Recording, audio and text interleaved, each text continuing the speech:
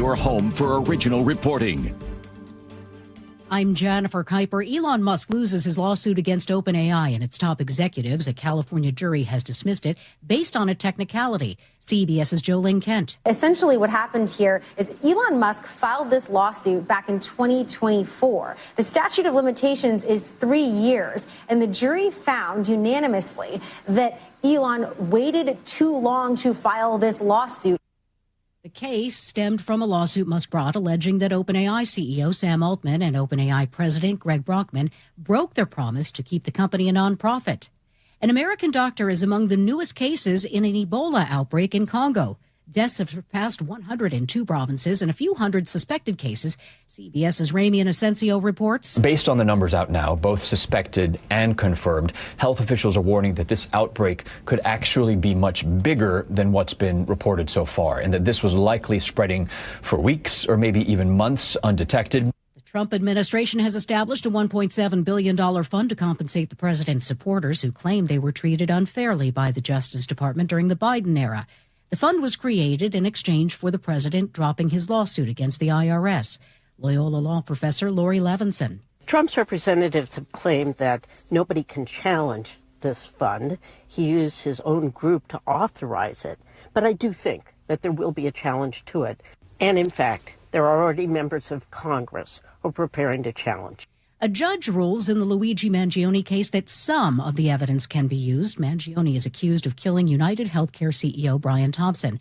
The judge says what was uncovered at a McDonald's restaurant cannot be used, but evidence at the police station can be used. CBS News legal analyst Thane Rosenbaum says the evidence at the police station is key. The diary is essential. The gun on its own would have been condemning, because why do you have a gun, and why does that gun match the bullets that were discharged in New York? It obviously came from the same gun. Disgraced attorney Alec Murdaugh is suing Rebecca Hill, the former court clerk who allegedly interfered with the jury that convicted him in the murders of his wife and son in 2023.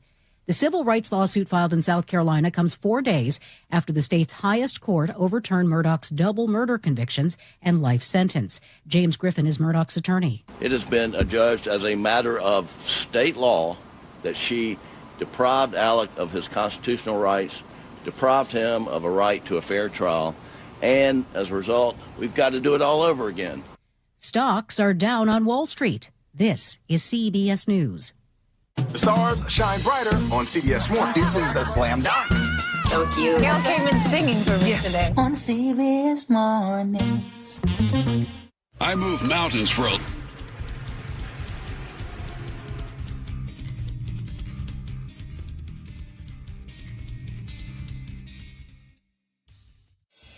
When someone hears the words, "you have cancer," it's one of the darkest moments in their life.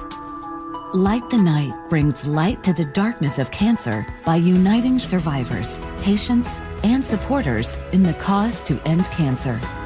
Friends, families, and coworkers form a community of hope, raising funds in support of the Leukemia and Lymphoma Society. Together, we walk with lanterns held high to light the path to cures. Last year alone, the FDA approved 18 new drug therapies and treatments to treat blood cancers. The impact of LLS-supported research goes beyond blood cancer. The discoveries made in blood cancer research have led to breakthrough treatments for many cancers and other serious diseases. When we walk, cancer runs. Join the movement to end cancer today. Visit us at lightthenight.org. Seattle police are searching for 3 armed suspects this afternoon. More on that straight ahead. But first, for KIRO Newsradio traffic, we've got a good-looking commute ahead of you this noon hour, mostly wide open across the region. Plan on 20 minutes to get through downtown on North 5. Nothing new here. You're packed from the West Seattle Bridge to I-90 and another bumper-to-bumper backup just past Mercer to the Ship Canal. And then South 5, we're looking good. Just minor slowing as you roll through downtown. A reminder, up at Snoqualmie, roadwork has cut off access to eastbound 90 from eastbound 18. You can still drive on eastbound 18, but you'll need to head west and take that first exit in Preston and turn around. This traffic report brought to you by KIRO News Radio. KIRO News Radio, 97.3 FM, Northwest News. Now, the latest from KIRO News Radio and mynorthwest.com. Good afternoon. I'm Nate Connors. The search is on for 3 suspects who randomly shot 3 victims outside a nightclub in Seattle's Capitol Hill neighborhood. KIRO News Radio's Luke Ducey reports one of the victims was last listed in critical condition. A little after 1 a.m. Sunday, SPD's Brian Pritchard tells me the 3 suspects got into a fight with bouncers outside the East Pike Street nightclub. As suspects were leaving, at least one of them fired shots back toward the club. Police say 3 victims were hit and rushed to Harborview Medical Center, 2 in serious condition, 1 in critical condition. Police are looking through surveillance video. Investigators say the suspects ran from the scene. Luke Ducey, KIRO News Radio. King County prosecutors say domestic violence deaths are rising and almost none of the killers had a criminal record. 2 murder-suicides happened last week, one in Bellevue and one in Kent. David Martin chairs the domestic violence unit for the King County Prosecuting Attorney's Office. We know domestic violence is often hidden and isolating and escalating behind closed doors until it reaches a crisis point. He says these deaths are trending up even as other violent crimes go down. If you're worried about someone you know, call the county's DV Hope Line. We now know these 2 Navy jets and 4 crew members that collided during a military air show in Idaho over the weekend were assigned to Whidbey Island. The planes collided mid-air and plummeted to the ground in a fiery crash. All 4 crew members ejected and were last listed in stable condition. Former Top Gun instructor Dave Burke tells CBS Radio, crashes like this are extremely rare. I think when this investigation is over, those 4 aircrew are going to tell you there was a lot of luck involved. A Navy spokesperson says the EA-18G Growlers were assigned to Electronic Attack Squadron 129 on Whidbey Island. And now look at your KIRO News Radio weather. A sunny week ahead with a gradual warming trend. 66 today, mid-70s on Friday. Tomorrow will be the cloudiest day of the week, but still warm and partly sunny. 57 in sunshine over downtown Seattle. I'm Nate Connors, KIRO News Radio. Your best source for local news, serving Western Washington and the world with the KIRO News Radio app. Always streaming live on your smart speakers. You're listening to KIRO News Radio, Northwest News. And now, it's time for the Jake and Spike Show on KIRO News Radio. With your hosts, Jake Skorheim and Spike O'Neill. Behold, a fiendish masterpiece! From the bowels of hell! Mondays, for I hate Mondays. They make me so steamed. Weekends! I go for the weekends! Son of a Happy Monday. Welcome to the show. Jake Skorheim here. Spike O'Neill sitting right there. Hey, brother. Happy Monday, man. Happy Monday. Nice Thank weekend? Unexpectedly very busy, but a wonderful weekend. A couple things happened to me I've never expected to happen, and yeah, pretty great. Pretty great. It's a heck of a tease. Right? Yeah. What happened? You win the lottery? What No, happened? twice as fun as that. No, I saw 2 of my dearest friends, a cousin that I've been playing around with in basements since birth. Right? What cousin's your oldest friend on the planet, right? I saw his son, who's a touring musician, play a sold-out show in Seattle. That's cool. And I didn't realize he was playing I knew he was traveling the country. Yeah. And he played a sold-out show Saturday at the Crocodile Cafe. Nice. I realized that it's a young man's game standing on a concrete floor for 3 hours. Forget it. Elbow to elbow with a bunch of people, a third my age. You need one of those seats that you can that they have built into a cane. It's a cane. Have you seen those? Those are great. I really could have used one of those. Yeah. Plus, people would have thought you look cool. That's what they'd have thought. I was literally surrounded by 20-somethings. Yeah. But to watch this kid I've known since he was in diapers, my cousin's son, play with his band, phenomenal show. Fantastic. The opening act was a little different. I got to spend an hour inside the mind of a 22-year-old girl. The opening act was a single singer-songwriter. No, thank you. Here's a song about the girl who looked at my boyfriend. Here's a song about breaking up with my boyfriend. Sure. Here's a song about driving past the movie theater where I saw a movie with my boyfriend. Yeah. I mean, it was like an hour in that 22-year-old broken-hearted young girl's mindset, Again, young woman's you need mindset. A comfy stool. Comfy place stool. to sit down. Seriously, it was great to see this kid living his dream.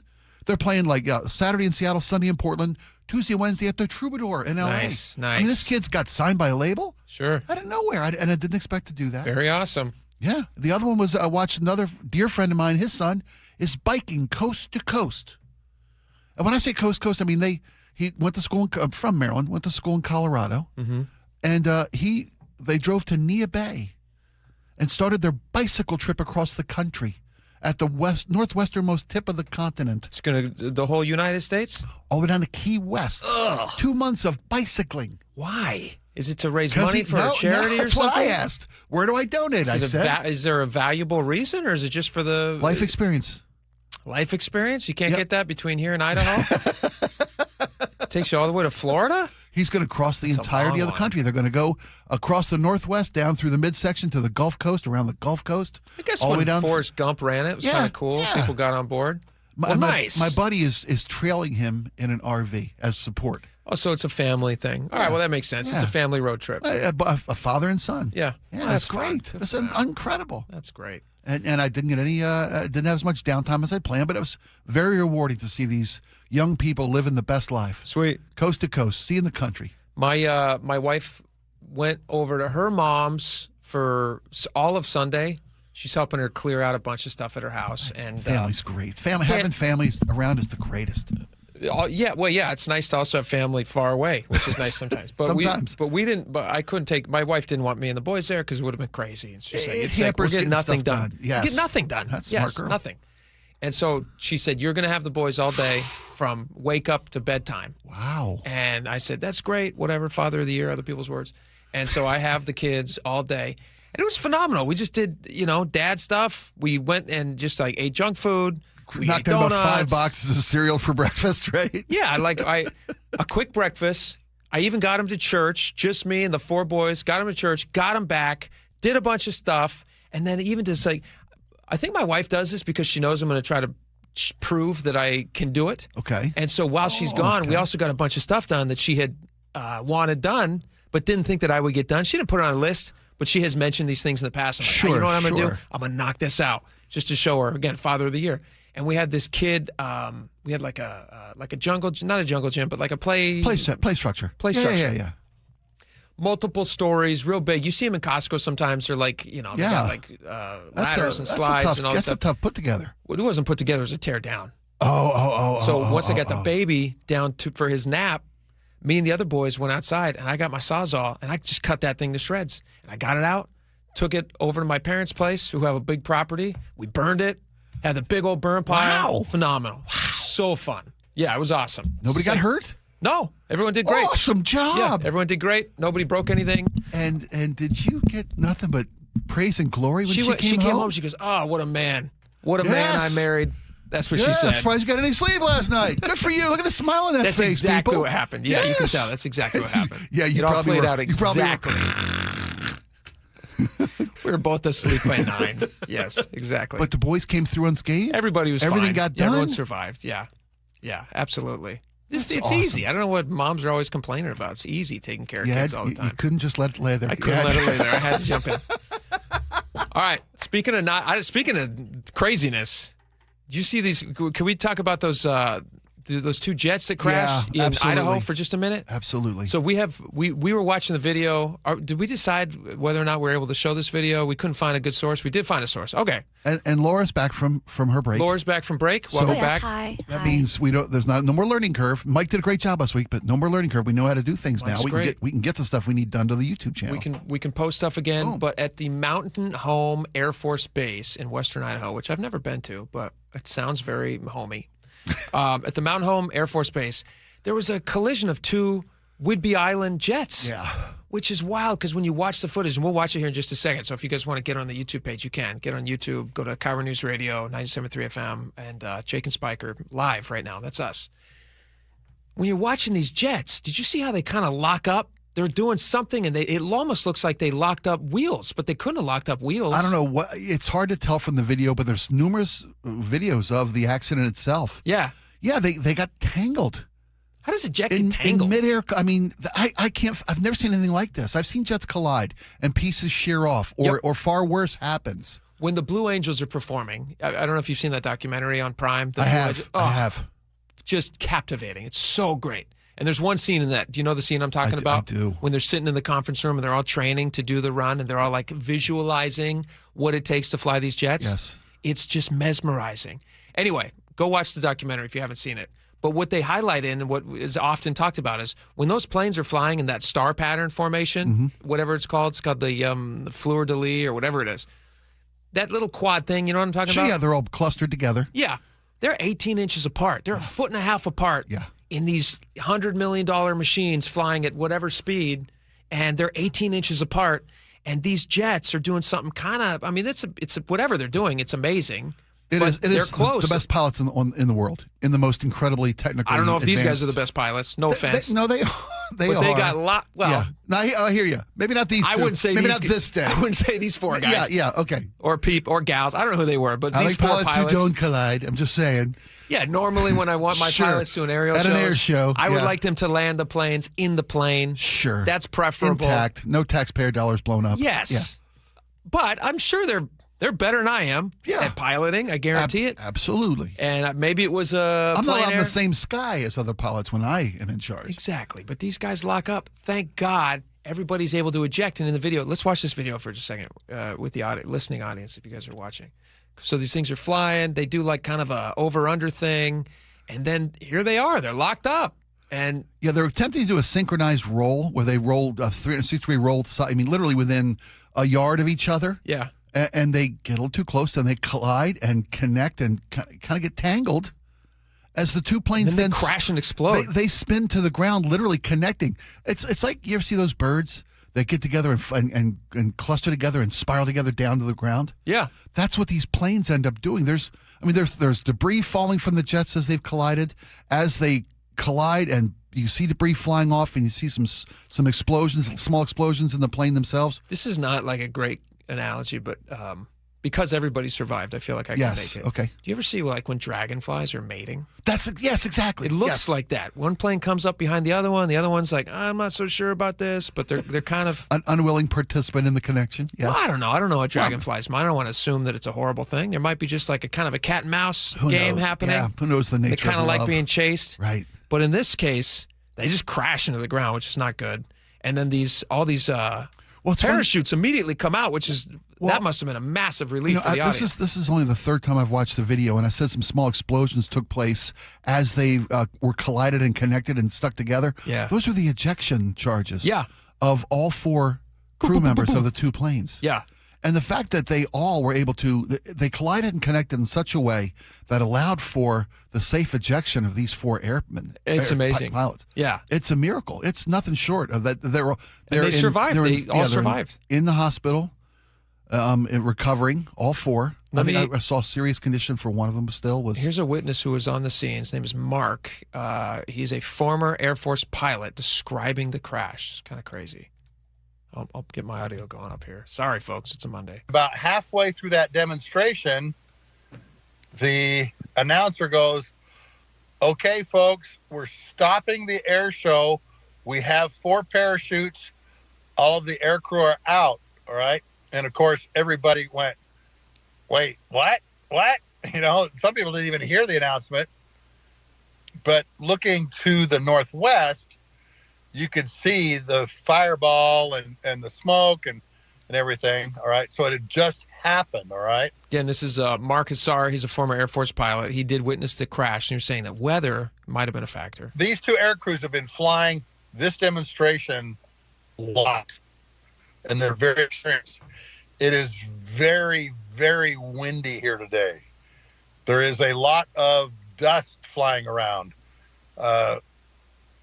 Was weather a factor in the accident? Right after the accident, a rainstorm came through and dumped rain, and of course the temperature goes down. And because it was so windy, there was a huge grass fire.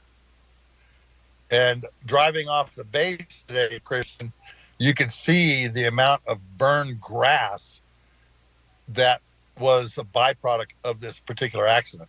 All right, I'm going to play one more clip for you. He says that everybody's stable and survived, which is great. Stable, okay, that's good. But then he talks about the question about whether or not they should continue air shows, which I feel is like just a silly question even. And he's saying, look, this should not stop air shows because air shows are the coolest thing in the world. I would never recommend let's get rid of air shows. The taxpayers really do need to see what their money's doing. And yes, these are very expensive airplanes. And yes, this was a dangerous situation. I will tell you, I know a number of people who have been in accidents like this and have said, I'm going to make sure that the airplane doesn't go anywhere near anybody and land in a field somewhere where nobody's going to get hurt. So, no, I would never say stop doing air shows because of accidents like this. You go back and you look at the last couple years, there's been very, very few accidents like this at air shows. It's a reminder, though, of how dangerous what they're doing is. And if it was, I could totally see it being just like some little, bit of wind. Gust of wind. Sure. 30-mile-an-hour gust pushes you, that 18-inch cushion you had, gone quickly.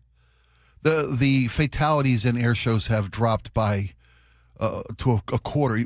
Prior to 2016, I think I read, there were like 3.8 deaths per year resulting from air show collisions and incidents. Now it's down to 1.1 death per year. And that's still a tragedy, don't get me wrong. Yeah, but the technology is incredible.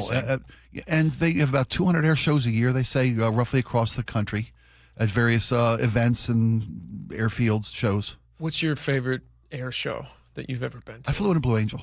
Oh, never been sicker in my life. Son of a gun. It was a once-in-a-lifetime experience. They told me all about it afterward because, blackouts are real. Yeah. And vomiting is a powerful thing.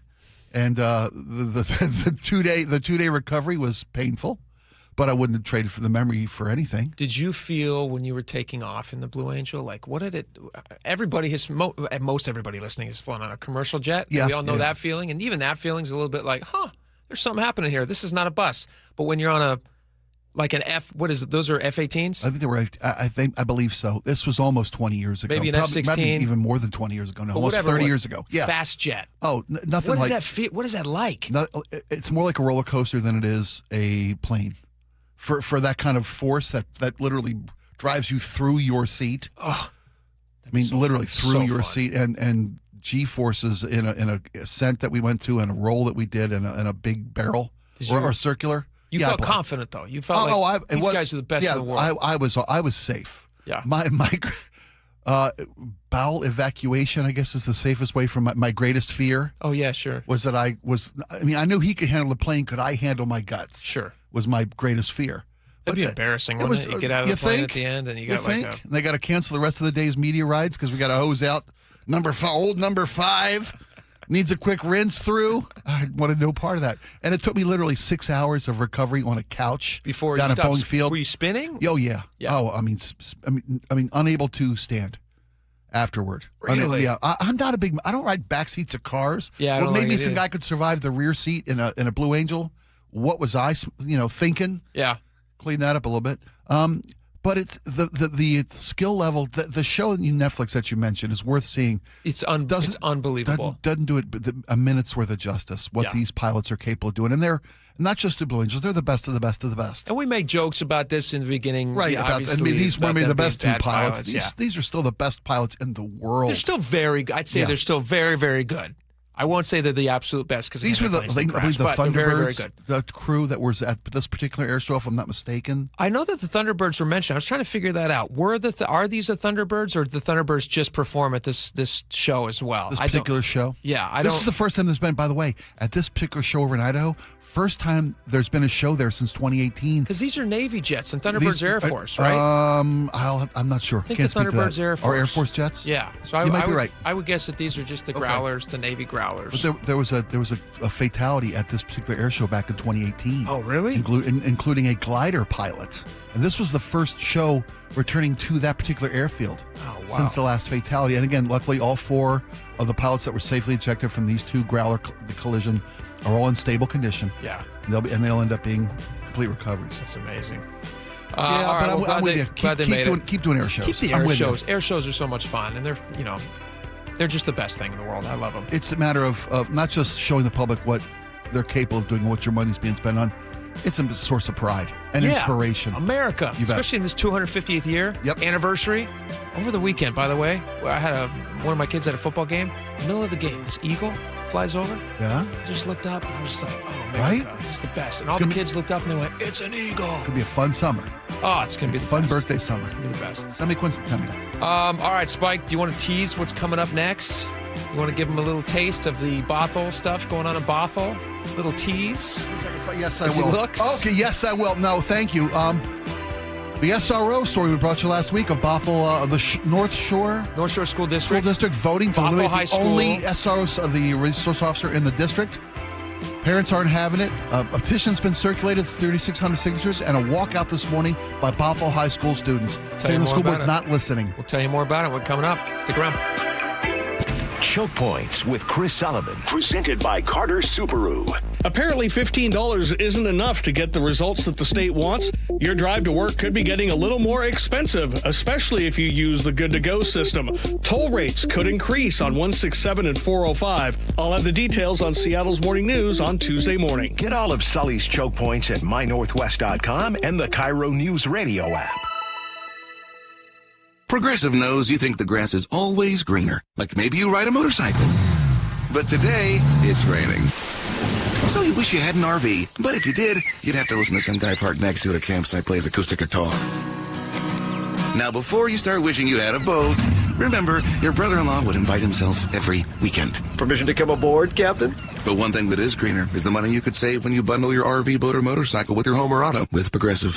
Progressive Casualty Insurance Company affiliates and third-party insurers. Not available in all states or situations. Wesley Financial Group is not a law firm. I'm Chuck McDowell, founder of Wesley Financial Group. Did you buy a timeshare because they told you it was a great investment? That's a lie. Most timeshares can be bought online for $1. To find out what your timeshare is worth and to cancel it, call us today and we'll send you our timeshare exit kit free with all your options for cancellation. Call Wesley for your free exit info guide. 800-771-1300. That's 800-771-1300. Dr. Mark Wagner has performed over 20,000 stem cell procedures, including mine, at Seattle Sports Regenerative Medicine. And we've interviewed over 100 of Dr. Wagner's patients, and we hear the same things. It changed my life. I'm back to doing the activities I love without pain. It really works. It's remarkable. We love helping people get back to living life to the fullest and doing the things they enjoy most. They also must really enjoy not having the pain and recovery time with surgery. Stem cell therapy is a 60-minute, non-surgical, minimally invasive procedure to eliminate pain, regenerate cartilage, treat tendon and ligament tears, osteoarthritis, and chronic tendonitis. And you only use the patient's own stem cells. That's right, their body's own stem cells. So whether it's a hip like me, an elbow, shoulder, or knee. Don't forget ankles, wrists, and thumbs. Yep, those patients too. Before choosing surgery, see Dr. Mark Wagner, MD first. Learn more at drmarkwagnermd.com. It started as a puddle. Where? In the shower. Uh-oh. Then the kitchen sink. Started backing up? Yeah. I know where this is going. Clogged up. Right. No problem. Beg your pardon? There's no clog we can't clear. You're Dan. From Apollo Plumbing. This is going to get pricey. How about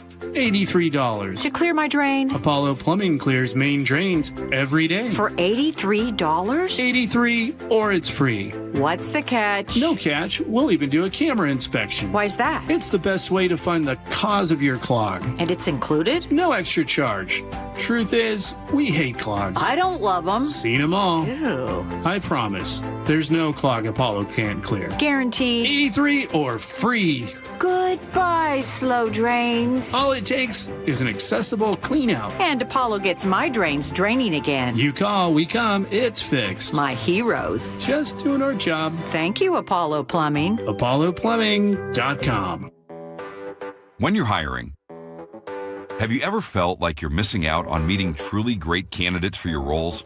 It seems impossible to find them, but they have to be out there somewhere, right? Well, they're not hard to find when you know where to go, and that place is ZipRecruiter.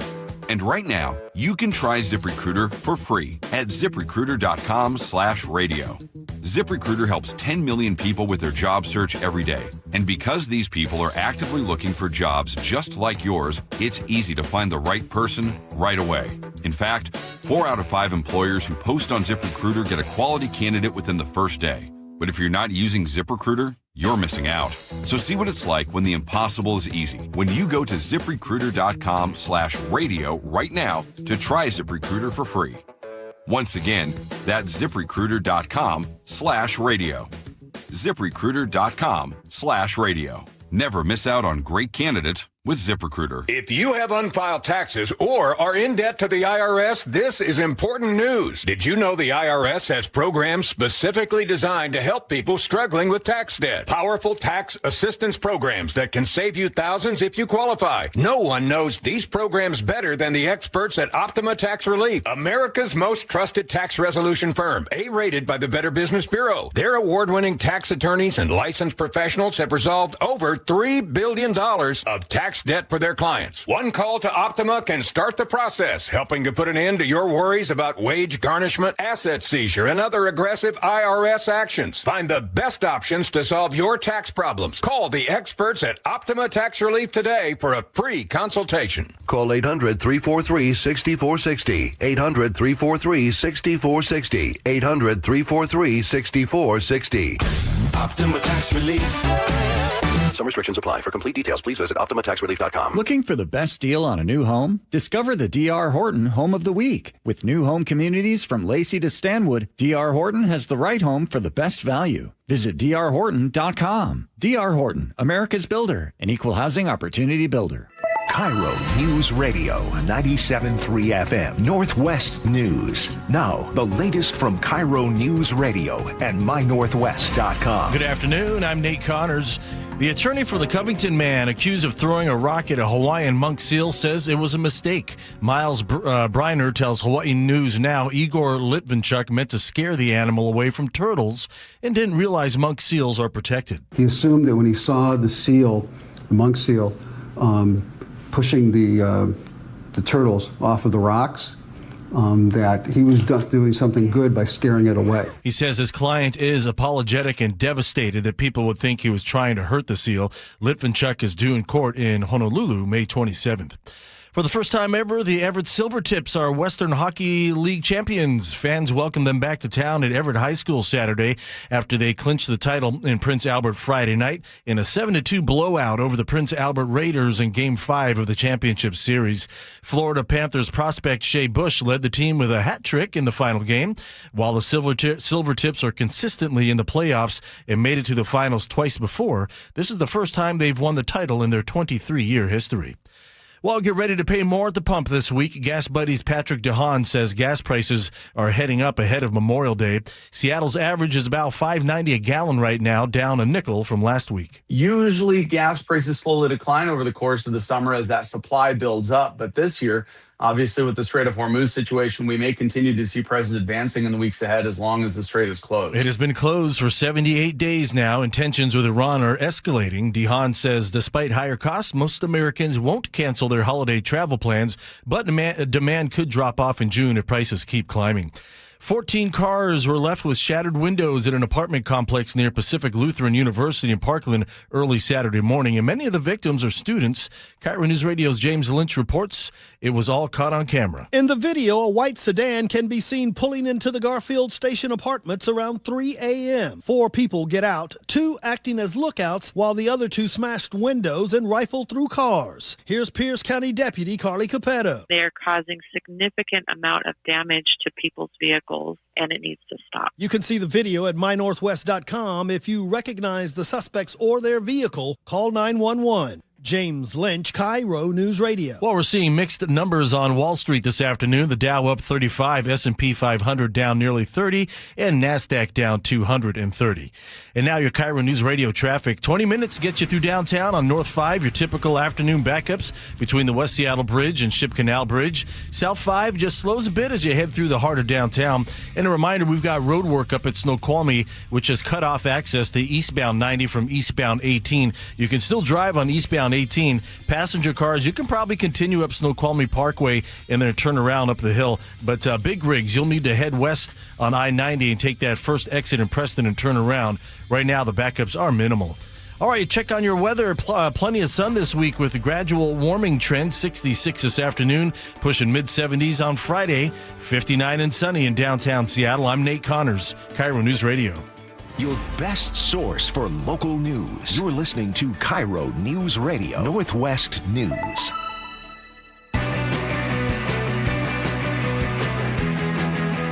All right, welcome back to the show. We talked about this story a little last week, and now we have an update on the Bothell High School, which is part of the North Shore School District. The school board there voted 4-1 in favor of getting rid of their SRO program, which has been going on for about 30 years. Yeah, and the School only resource officers, school SRO. resource officer, the last one in the school district has been at Bothell High School for almost 10 years. Yeah, Officer Garrett Ware, who's part of the the Bothell Police Department, and by all accounts is beloved by students there. I was reading this Herald piece just a little bit ago, who was highlighting some of the protests today. Like 200 students walked out, and we're met by parents who are also supporting keeping an SRO on campus. And let me read you this. This is from sophomore Rowan Burr, recalled his first day. This is from the Everett Herald. Recalled his first day of school as a freshman. He was sitting alone at lunch, and Ware came up to him, complimented his outfit, and started a conversation. That really meant a lot to me because I didn't know who this guy was, and he didn't know who I was. But it still came through, and it really, really helped me, Burr said. My heart felt really warm from that. I mean, that's a perfect example of what a school resource officer actually does, aside from keeping students safe, which last week he also had to do. He was called into action. There was a student-related incident involving a knife, and they had to evacuate one of the buildings. They had to lock things down. And who was there to answer the call? Officer Ware. On scene. On scene. Yeah. Ready to go. And yet still, ironically, on Police Week, where we're remembering officers who gave their lives in the line of duty, the Bothell High School board for Bothell High School votes to get rid of this guy and instead replace him with 2 supervisors on campus. Well, they want to divert the resources that were dedicated to the SRO to additional mental health assistance for students. Which I guess after a horrible thing happens, they'll need more people on campus to help people work it out. Yeah. So it's not like they were trying to. Hopefully it never does. It's not like they were trying to make a budgetary decision. This wasn't based on finance. Yeah, this doesn't seem money saving. No, this was in response to a portion of the parents who gave public comment at a meeting. And despite the overwhelming support for the SRO from not just the families, the students, the administrators, the principal of Bothell High School. The principal, yeah. They all spoke in support of renewing. It was an annual contract renewal that the school is required to do every year at the end of a school year. Despite all that positive feedback and encouragement to keep this resource officer, this resource, on campus, the school board voted 4-1 against. Let me play you this clip. This is Avery Jensen. She's a senior. I think this is from Como, Laura, this audio clip that we had? Yeah, Como. Here it is. She talked to Como News. She's the student body president at Bothell High School, talking about Officer Ware. This walkout means a lot to all of us students because it feels like we're losing a member of our Bothell community. Officer Ware is so much more than just an officer to us. He is protection. He is a friendly face. He is someone that you can go to trusted for anything. Listen to this. This is also in the Herald piece that I was reading. Students said Ware makes an effort to get to know students individually. He always has snacks in his office for students who are hungry in the middle of the day. I mean, you're describing a saint who is on campus and has been for nearly 10 years, who goes to after-school events, who goes to club meetings, who goes to sporting events, who wears his Bothell High School baseball cap, his Cougar Pride baseball cap. I literally cannot understand. I'm like racking my brains to figure out, like, what was the school board thinking? What was the thought process that went through where they said, hey, you know what? It's not like there's a bunch of SROs and they just felt like, yeah, we just have more than we need. There's only one. Last one. The last one. Yeah. Of a program they've had for 30 years, who just last week had to respond to a knife incident. Like, I don't get what the school board is thinking. Well, the school board reacted to a group of parents who were opposed to the renewal of the SRO contract. And they cited a fear of discriminatory treatment to some section of the student body. They said they responded to fear of the SRO being used for disciplinary enforcement, to keep students rule-breaking enforcement. That's not the job of the SRO in any way, shape, or form. It's never been demonstrated that those fears have any basis in the actions of this particular officer or any SRO. That's not what they do. These are the same kind of fears from the community, and I understand if there may be valid concerns among portions of the community. You're being too nice. Well, I mean, this is based on what? I'm not saying for you. Based on hear you. What are these parents basing this off of? The guy's been there for 10 years. Well, he keeps snacks in his office. Yeah. You're talking about a singular person here. Well, they're using institutional examples of abuse of power or... Well, then by those metrics, why don't we look at every single time that a teacher or person in administrative power has abused their power and then just get rid of teachers as well? That's a great analogy. What a stupid thing to do. I'm with you. Well, These people.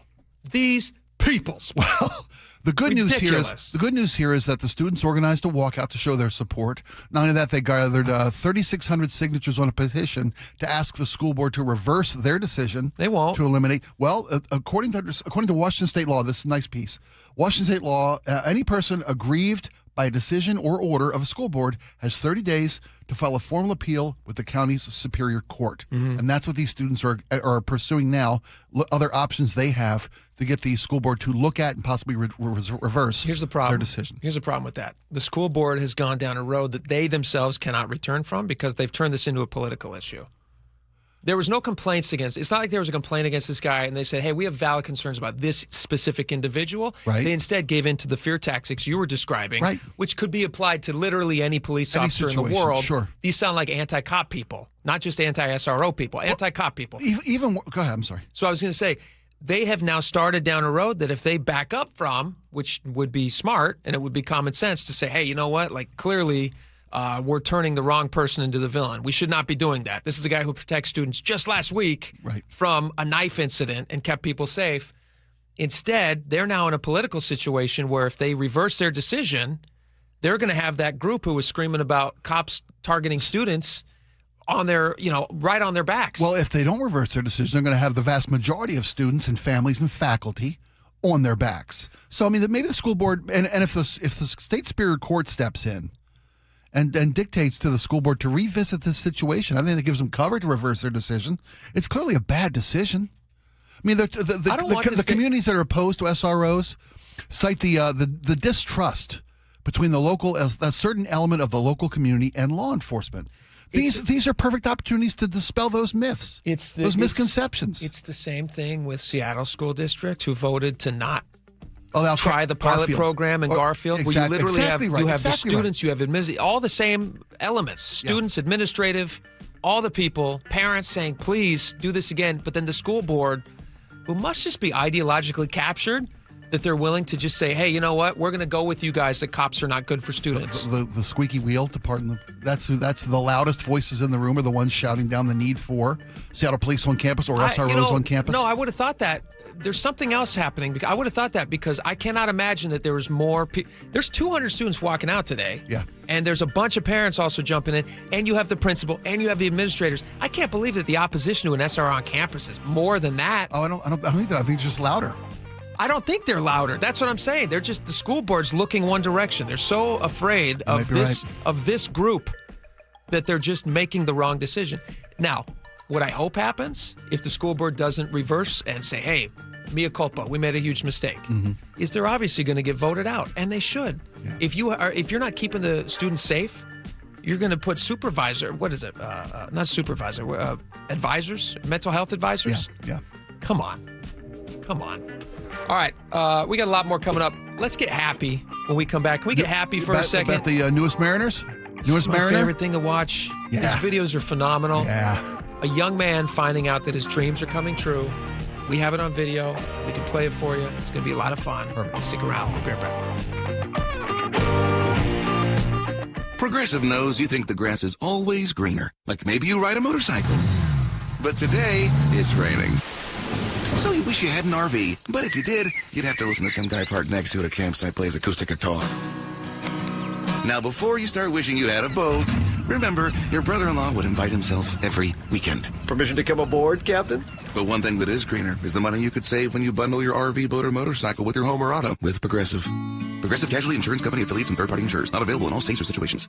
Finding great candidates to hire can be like, well, trying to find a needle in a haystack, but not with ZipRecruiter. Its powerful technology actively finds and invites qualified candidates to apply to your job. So while other companies might deliver a lot of hay, ZipRecruiter finds you the needle in the haystack. See why 4 out of 5 employers who post a job on ZipRecruiter get a quality candidate within the first day. Try ZipRecruiter for free at ZipRecruiter.com/free. That's ZipRecruiter.com/free. ZipRecruiter. If you're over 62 and feel squeezed by rising monthly bills, listen carefully. I'm Steve Teitler, owner of Best Mortgage. Every week I talk with seniors who love their home, want to stay in it, but feel more financial pressure every month. Property taxes are adding up. Insurance is up. Everyday bills are up, and for some, they still have a mortgage payment on top of all of that. Are you worried about outliving your savings? A reverse mortgage could help by eliminating your mortgage payment, paying off debt, and giving you breathing room every month.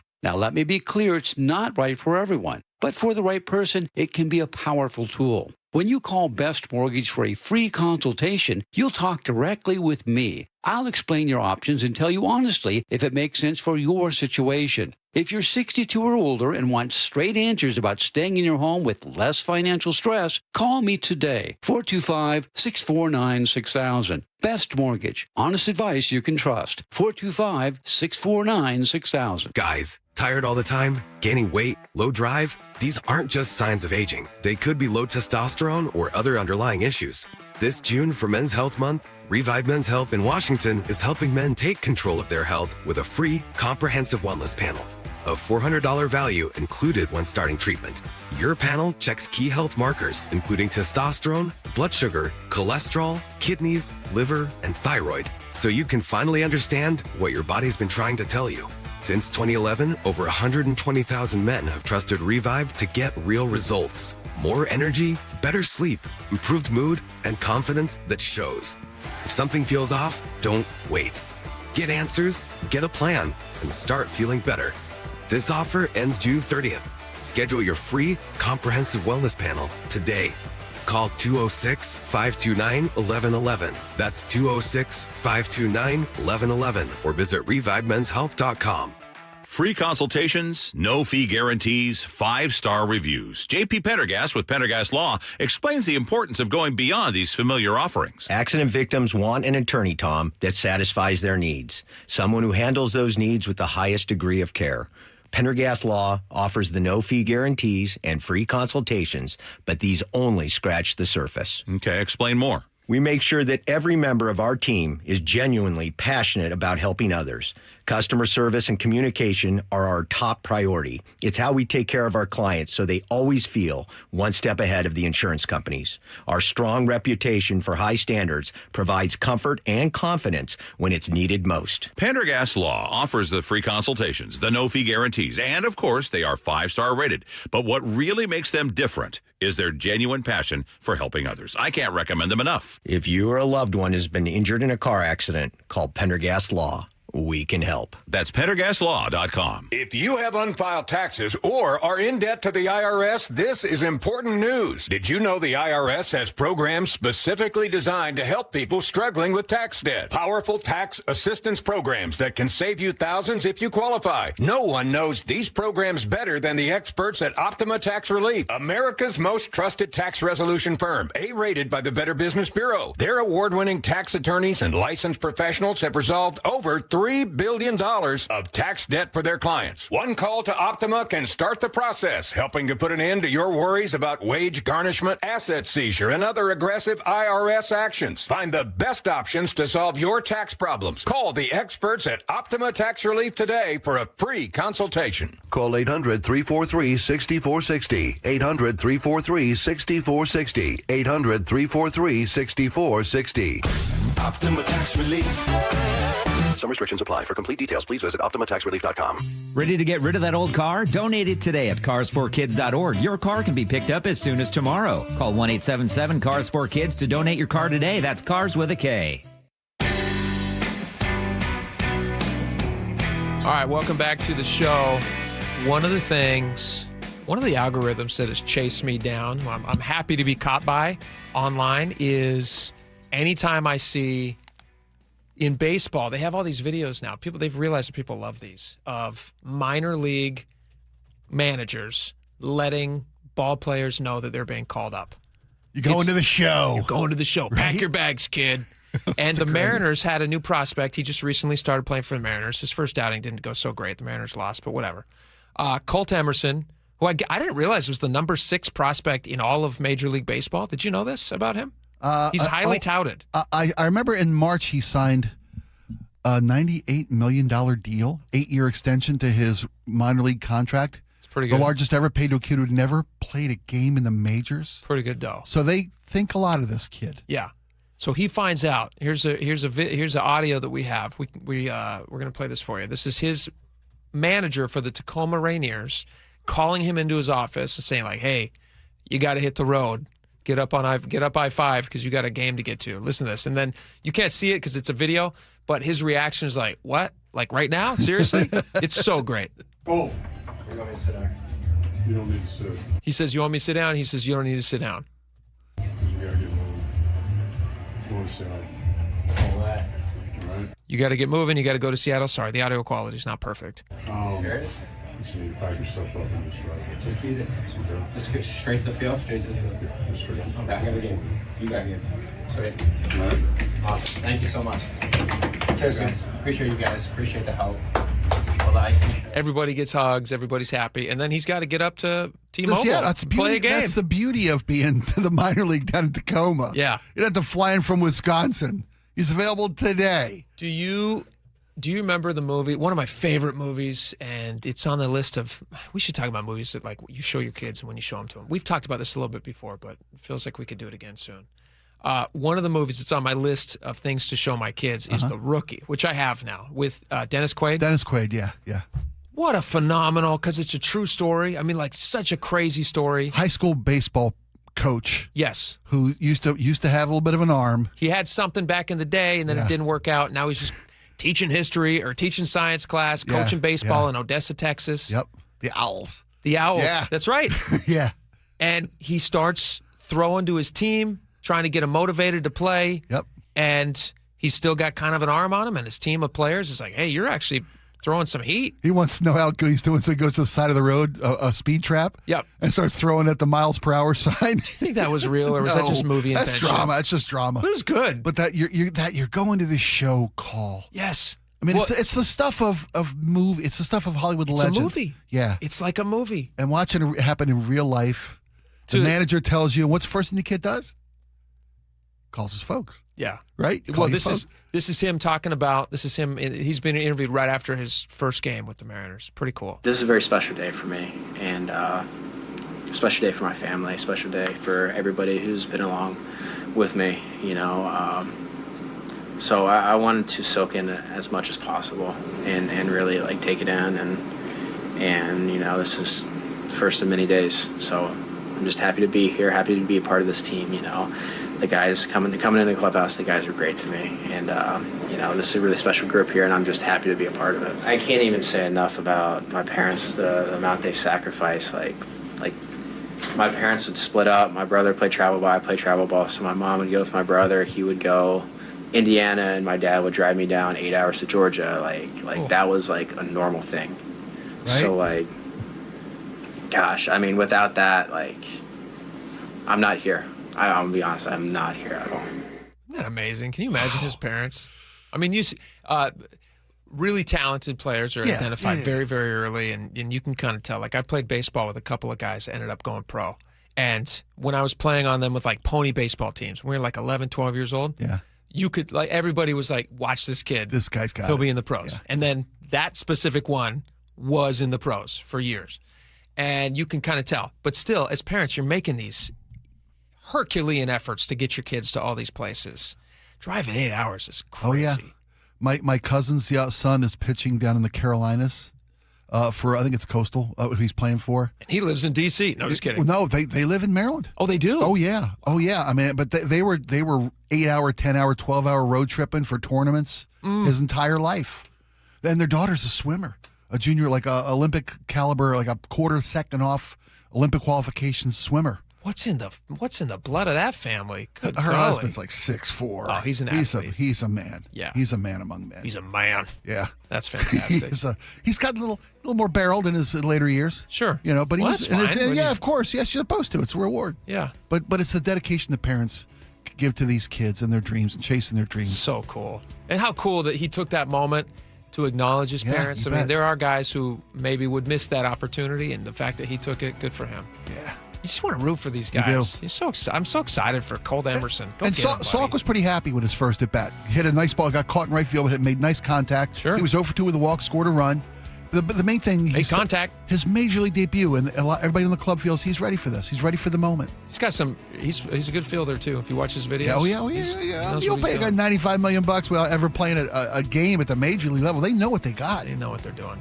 All right, we got a lot more coming up. Stick around. We'll be right back.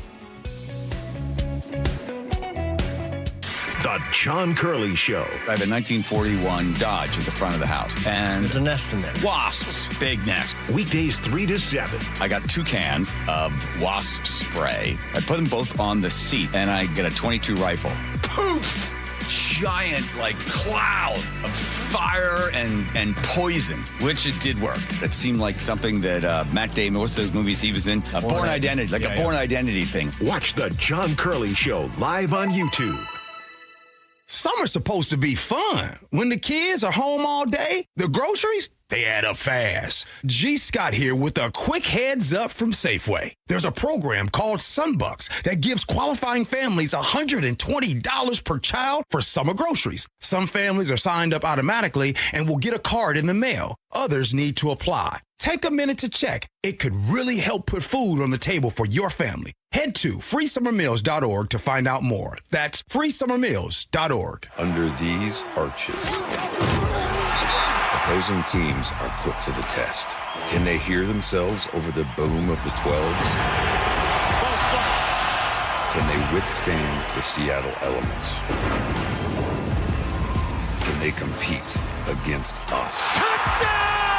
Seahawks! This city lives for Sunday. Get your tickets for Seahawks game days at Lumen Field and experience what this city lives for. Visit Seahawks.com today. This is Chris Davis with the Davis Law Group. Did you know that a pedestrian does not have to be crossing the street on a marked crosswalk to have a successful legal claim against the driver? Pedestrians can even be partially at fault for a collision and still have a valuable claim.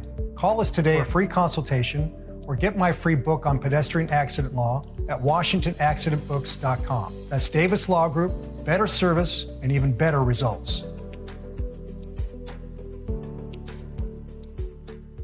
Hi, I'm Chuck McDowell, the timeshare cancellation guy and founder of Wesley Financial Group, and I want to set the record straight. I am not an attorney. I've never wanted to be an attorney, and the truth is I really don't even like attorneys. If I sound like an attorney, I'll apologize. But what I've learned in my 15 years in the timeshare cancellation business is you don't need to be an attorney to get folks out of their timeshare. After 15 years and over 50,000 cancellations, I can tell you with confidence, we know how to get you out of your timeshare. Call us today and we'll send you our timeshare exit guide absolutely free with all your options for cancellation. Attorneys, this was meant to be funny, so please don't sue me, especially my friend Kenneth from Black River Falls, Wisconsin. Call now for your free timeshare exit info kit. 800-881-8686. That's 800-881-8686. 800-881-8686. Are you in pain? Have you considered surgery or even joint replacement? Hi, everybody. It's John Curley. Before you make that decision, I recommend you see Dr. Mark Wagner, MD, at Seattle Sports and Regenerative Medicine. I did, and it's been a game changer. My doctor took a look at my x-rays and said, well, looks like you need a whole new hip. And then he said, wait, how old are you? And I told him, and then he said, well, wait, you're too young for a hip. You're just going to have to, live with the pain. We'll see you in 3 years. It was horrible. Dr. Wagner is a board-certified Seattle physician with over 30 years of experience performing more than 20,000 stem cell procedures, using a person's own stem cells to regenerate cartilage in their own joints. People with severe osteoarthritis, even bone on bone, are back doing what they enjoy doing without pain and without surgery. So whether it's a hip like I had, or a shoulder, elbow, ankle, wrist, or knee, before choosing surgery, see Dr. Mark Wagner first. Go to drmarkwagner.com DrMarkWagnerMD.com. When your closets don't work, the pantry's jammed, garage useless, most homes were never designed for real life. Charlie Harder here for Closets by Design. It's so much more than just closets, garages, pantries, laundry rooms, home offices, wall beds, all custom built. For a limited time, get 40% off plus an additional 15% off and 18 months 0% financing on approved credit if paid in full. Go to closetsbydesign.com or call 1-800-BY-DESIGN. Hair Volume from New Nordic will make your hair look thick and healthy. Hair Volume is available online at Amazon and newnordicusa.com or in the hair care aisle at your local CVS. Your best source for local news. KIRO News Radio, KIRO FM and HD1, Tacoma, Seattle, Northwest News. This is CBS News on the Hour, your home for original reporting. I'm Jennifer Kuiper. Two breaking news stories out of California. First, San Diego police are on the scene of what came in as an active shooter call at an Islamic center. KFMB TV, Steve Price. There were a lot of parents here trying to pick up their children. There was a lot of chaos. And at that point, the officer said, "We think the situation is safe, but we're not sure. We still need to clear the facility." So they moved everybody back, and that's what's happening right now. They are clearing the facility, going room by room to make sure that there is no active shooter still inside the building. Also in California, a fast-growing brush fire has prompted evacuation orders and damaged at least one home in Simi Valley. CBS News Los Angeles' Luzdelia Caballero reports. Smoke is getting thicker and thicker. As we were moving up the hill, when we were coming from the freeway vantage point, I mean, the plume looked huge, but it looked white. Moving closer, we see a significant amount of hot spots, more engines coming forward, and of course we see the endless drops of water. President Trump says a planned U.S. military strike on Iran will not happen tomorrow. CBS's Stacey Lynn at the White House. The president said he would hold off an attack on Iran scheduled for Tuesday at the request of Gulf leaders. He said in the post on Truth Social that serious negotiations were now underway with Iran and that Gulf states believed a deal will be made. But he says Washington is ready for a full large-scale assault of Iran on a moment's notice in the event that an acceptable deal is not reached. An American doctor is among the newest cases in an Ebola outbreak in Congo. More from CBS's Ramy Inocencio. Health officials are warning that this outbreak could actually be much bigger than what's been reported so far, and that this was likely spreading for weeks or maybe even months undetected. The first case, the index case, dates back to April 24th. That was a nurse in the Democratic Republic of Congo who died. Another concern is that the strain of Ebola has no vaccine and it doesn't have any treatment. An ICE officer is charged in a non-fatal shooting during the immigration enforcement surge in Minnesota. CBS's Cammie McCormick. The ICE officer, Christian Castro, is charged with 4 counts of second-degree assault and 1 count of falsely reporting a crime in the January shooting of a Venezuelan man who was legally in the U.S. He had been accused of beating an officer, but a judge dismissed the charges and opened an investigation into whether 2 immigration officers lied under oath about what happened. A warrant has now been issued for Castro's arrest. Stocks closed mixed on Wall Street. This is CBS News. Join Adriana Diaz and Kelly O'Grady for the perfect start to your weekend. Ease into your Saturday with CBS Saturday Morning on CBS and streaming on Paramount+. Police are searching for armed gunmen this afternoon. Details straight ahead. But first, your KIRO News Radio traffic brought to you by Global Credit Union. Not much happening on our major routes. The biggest backup right through downtown Seattle. And that is North 5. You've got a backup at the West Seattle Bridge just past I-90. And our Ship Canal Bridge backup starts closer to 520. Less than 20 minutes to clear this. South 5, we are now wide open. If you're heading through Renton, just a little slow northbound 405 through the S-curves. And the eastbound 18 ramp to eastbound 90 up in Snoqualmie is closed through early tomorrow morning for road work. You can still use eastbound 90 on-ramp from westbound 18 coming off Snoqualmie Parkway, and you can still travel eastbound 18, but you'll have to exit to westbound 90 and take the first exit in Preston to turn around. Global Credit Union, where members enjoy no-fee accounts and early payday with direct deposit. Learn more at globalcu.org. KIRO News Radio 97.3 FM Northwest News. Now, the latest from KIRO News Radio and mynorthwest.com. Good afternoon. I'm Nate Connors. The search is on for 3 suspects who randomly shot 3 victims outside a nightclub in Seattle's Capitol Hill neighborhood. KIRO News Radio's Luke Ducey reports one of the victims was last listed in critical condition. A little after 1 a.m. Sunday, SPD's Brian Pritchard tells me the 3 suspects got into a fight with bouncers outside the East Pike Street nightclub. As suspects were leaving, at least one of them fired shots back toward the club. Police say 3 victims were hit and rushed to Harborview Medical Center, 2 in serious condition, 1 in critical condition. Police are looking through surveillance video. Investigators say the suspects ran from the scene. Luke Ducey, KIRO News Radio. Seattle police are now investigating a drive-by shooting earlier this month as a homicide after the 19-year-old victim died over the weekend. KIRO 7 TV's Dee Dee Sun reports the man was shot on the night of May 8th. It happened along Martin Luther King Jr. Way. Police found the victim a few blocks away near 32nd Avenue South and South Chicago Street. The suspects got away before police arrived. Anyone with information about this now homicide case is asked to call Seattle police. A San Juan Island estate that once carried a $75 million price tag is back on the market for $35 million. The Puget Sound Business Journal reports the Ackerley family has relisted Half Tide Farms, a 90-acre waterfront compound on Griffin Bay. The property was first listed in 2023 and pulled from the market last November. The gated estate has 3 main homes, guest cottages, and about 19,000 square feet of living space, all with views across open water toward Mount Baker. 2 swimming pools with a cabana, tennis and pickleball courts, a 3-hole golf course, 4 ponds, a greenhouse, and 2 private mooring buoys as well. The late Barry and Ginger Ackley spent more than 3 decades putting it all together. Well, it's going to be a sunny week, but before you hit the beach, we have a warning. Public Health Seattle and King County say 4 beaches have dangerous high levels of bacteria. Gene Coulon Memorial Beach in Renton, Madison Park Beach, Green Lakes West Beach, and Andrews Bay Beach at Seward Park all failed recent water tests. Swimming or even splashing around the lakes could make you sick, and you want to keep your pets out of the water as well. And now let's check out that weather forecast. 66 and sunny this afternoon.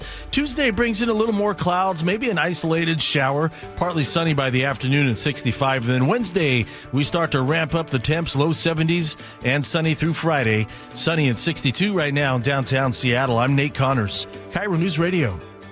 Your best source for local news, serving Western Washington and the world with a KIRO News Radio app. Always streaming live on your smart speakers. You're listening to KIRO News Radio, Northwest News.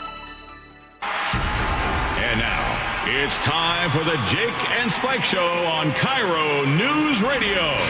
With your hosts, Jake Skorheim and Spike O'Neill. Welcome back to the show. 1 hour down, 2 hours to go. If you guys want to get in on any of this conversation, you can text us at the Muckleshoot Casino Resort text line, 888-973-5476. Also, I got an article out there that you can read. My article of the day, just text FLUSH to 888-973-5476. I'll let you guess what it's about. It's a little bit about those it's a gambling porta potties. I thought it was a piece on gambling. Oh, it's a... Okay. Okay, yeah. It's called Beats Us Straight. Yeah. It's not a gambling piece. Although it is a gamble that the city is taking with taxpayer dollars to do something like this. Interesting take. Yeah. And we'll go read it. It's interesting. I think you'll be if you can look to history like people sometimes like to do, then you learn lessons so you are not condemned to repeat it, as whoever said that. My grandmother's pillow. Your grandmother's pillow? I take all my life wisdoms. I know, right? Your grandmother had the best She's the best stitchings. pillows. Yes. So whoever inside Katie Wilson's office did not know the history of Seattle, because if they did, they would have known about the previous adventure with expensive toilets. Interesting, because they would have learned a lesson. I think they did. Well, when we talk about that, I'll bring up why I think they did learn a lesson. Mm-hmm. And I think this is a little less, dare I say, stupid. Okay. A little less stupid than the last thing. Because we're talking about it, sure, let's start with it. Let's open with this. Let's open with this, You and bet. then let's work our way out to Sound Transit. Yeah. Which is always a ton of fun.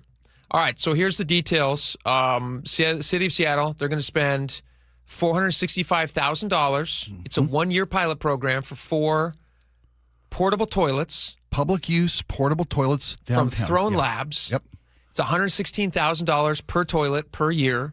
They're going to get them in time for the massive crowds expected at the World At least Cup. 4 people are going to show up, they think. Well, at least You got 4. a toilet for each of Everybody them. gets their own private bathroom. Now you're going to come, Seattle? To get into these toilets, you will need to have identification. Yeah. In the form of a downloaded app so you can verify who you are, or some sort of a card that you can swipe, and it will get you access to this. Although they are free. They're not going to charge for No, these. they're free public they're use free for the facilities. Yeah. Yeah. And I think that is a good element of these, is that they are secure in so much you don't get access unless you give some information about yourself, some accountability. In case you go in and do something horrible, exactly. they want to know who did it. And that was kind of the problem with you mentioned the last time the city tried something like this and what they did, The history, and how much they spent. Yeah, the history behind this. Like I was actually in the article that I wrote, again, text flush to 888-973-5476. Share it with your friends. Send it to your friends. It's a gift. I was just questioning, was there somebody in the mayor's office who maybe like timidly thought about putting a hand up, and when everyone's like, all right, so everybody's signing off on this, 4 toilets, portable, $465,000. Yes, the city's $500 million in debt going into the next 3 years. Yes, we have a huge budget deficit that we're going to have to figure out how to make up for. But hey, what if we spent over $100,000 per portable toilet? Did nobody raise their hand and just go like, maybe not the super expensive toilets? Like, maybe. Have we exercised or examined other less expensive options? Yes. Your Honor. Isn't it possible that there's already like a toilet that's portable? If That's only not there were $100,000? something that we could put there temporarily. Yes. That doesn't cost like a $100K normal each. porta potty. That hand never went up. Nobody went, nah. And I was hoping that maybe history would have taught them this, and they would have referenced. They said, well, what do you... This is Katie Wilson talking. Yeah. What on earth are you talking about? And then the person would have gone like, well, Seattle does have this history. Back in 2004, they put in these really expensive, quote, self-cleaning toilets that were $1 million each. It gained a lot of press because they quickly figured out that they actually didn't clean very well, and they just basically spread feces and whatever else was on the toilet all around. And they became drug dens and prostitution dens, and it was just a bad situation. And the city ended up losing how much? In your piece, I think you referenced the numbers, right? Yeah, the city ended up losing, well, if it was a $5 million investment, I'm not great at math, but I think they recouped a little over $12,000 on eBay. 99.9% of them. So let's say they lost 5,000. Let's round it up. Let's round it up. They lost $5 million. They lost $5 million. $5 million. Yeah. Let's say they lost all $5 million. They lost that money. Well, that's why I think they maybe did learn a little bit this time. They bought their way into, or just a service agreement with a vendor who's going to put these 4 in, and they're going to maintain them. They're not going to become just a den of fecal and disgustingness, scum of hive and villainy, and crime and public danger of these contaminants. So far they've saved 90% of the original cost of the last true. one. It is only 10% of the cost, and it's going to be guaranteed to be clean. Well, it's going to be but they got a maintenance agreement with Throne Co. or whoever it is that Throne Labs. Yeah. If you're gonna sit and go, might as well go on a throne. Where would you rather go? I love the monikers. That's true. I mean, because the option of putting regular honey buckets downtown was clearly a lower cost option. But imagine what those turn into very quickly. Well, I imagine that's what these will turn into. I don't think so. If you've got to get a secure code to get in. And they're going to be maintained by a company with a service agreement. We're not going to turn into. Doesn't Seattle, who has a real fear of identifications in nanny state, doesn't Seattle have a problem with everybody being required to show identification to get into a free toilet? I can see where that'd be a concern. Is that not a concern? I don't think it is, because I think if you're willing to give up your information, that's on the user. I guess it depends on how bad you got to go. When you got to go, you're not going to get the name and ID and phone number of the guy who's walking past it, trying to make it to the next restroom. Yeah. He decides not to use it for fear of loss of privacy. Sure. That's his decision. Okay. He wants to trade. Wants to mess his pants. Keep his privacy. Right. That's the problem going through the guy's head. One of many at that moment. And there's very few public facilities available in that downtown area. And if they get anywhere close to the numbers of projected guests, these will be welcome additions. But why not just get daily cleaned porta potties? It was like even if you did that, if you cleaned them daily, it would be far less expensive than a $100,000 bathroom. I am with you there too, because you could have got honey buckets down there, and you could if that's also a service agreement. That's a vendor. You could have got many times the number of honey you could have got 10, 100 times that number for the amount of money they're spending. Probably. Yeah. For 4, you could have got probably 400. That comes with but that would require a daily servicing. Well, this is a daily servicing, isn't it? I would think so. Yeah. So it's just expensive. If you're going to pay for a daily service. I would be interested to find out at $465,000 how many porta potties that you could put into that same area that are serviced daily and just watch like a cat. I don't know if cats are known for watching, but just like whatever watches the Watch like a hawk. There you go. That's it. Yeah. Watch it like a hawk. I don't know where I got cat. Watch it like a hawk to keep the miscreants out. Yeah. Why not just do that and have a lot more options? It may be that would have been a better financial option. That's a great point of your article. Are we just you're flushing money? Great writing. That was low-hanging fruit. Everybody said it. I jumped on board. It's okay. You got to take advantage of it. I mean, it's not a good idea just because everybody has it. Yeah. But to that point, if you can't secure these things, if you can't make people accountable for going in and destroying these things or damaging these things, I don't know if it's worth having 10 times as many when they're all unusable every single day. I have full confidence that these will still be destroyed. I don't mean to laugh, but I do. No, you're not just saying a line. I can see from your face you have complete confidence that these are going to be destroyed. You have never been more sure about anything in your life. Zero doubt that these will still be destroyed. They'll just be more expensive. Okay. Here's another question. Interesting. Let's do a cost-benefit analysis here. Sure. The cost is $465,000, and you get 4 toilets. Mm-hmm. How many people can use 4 toilets throughout the day? I don't know. The benefit is however many people can use it. Mm-hmm. The downside of that is have a news story where you just spent almost $500,000 on 4 portable toilets, which to my checking, the city doesn't even own. These are contracted with Throne Labs. Exactly. At least with the porta potties that you bought for $1 million, you had something that you could sell. There was an asset there. Yeah. This is just you're just renting these. But if they put honey buckets out, they'd be the same situation. They wouldn't I know, own but the it'd be assets. far less expensive. Yeah. Like you could get, if they're just about having 4 places for people to do what they need to do, what's the cost of just doing 4 porta potties? You could hire a full-time guard for each one. And I guarantee you it would be cheaper than they're going to spend. For a whole year, too. For a year. You could. Yeah, because that's the thing. This isn't just a World Cup contract. Like all access to all of I-5. Yeah. It's just a World Cup thing. Or a full fleet of ferry boats, just a World Cup thing. You're absolutely right. This is a year's worth of fine Throne-like toilets. Yes. Which I just cannot imagine last more than a month. Should we have? What's the bet? That's what I was hoping. Let's go. Yeah. How long do these thrones last? Where they're going to be? As soon as World Cup goes away, the interest in them will completely die down. They will go away, and within 2 weeks of the end of World Cup, so it's going to be the World Cup starts on June 19th. June 16th, 15th, I guess. 15th, 16th, whatever it is.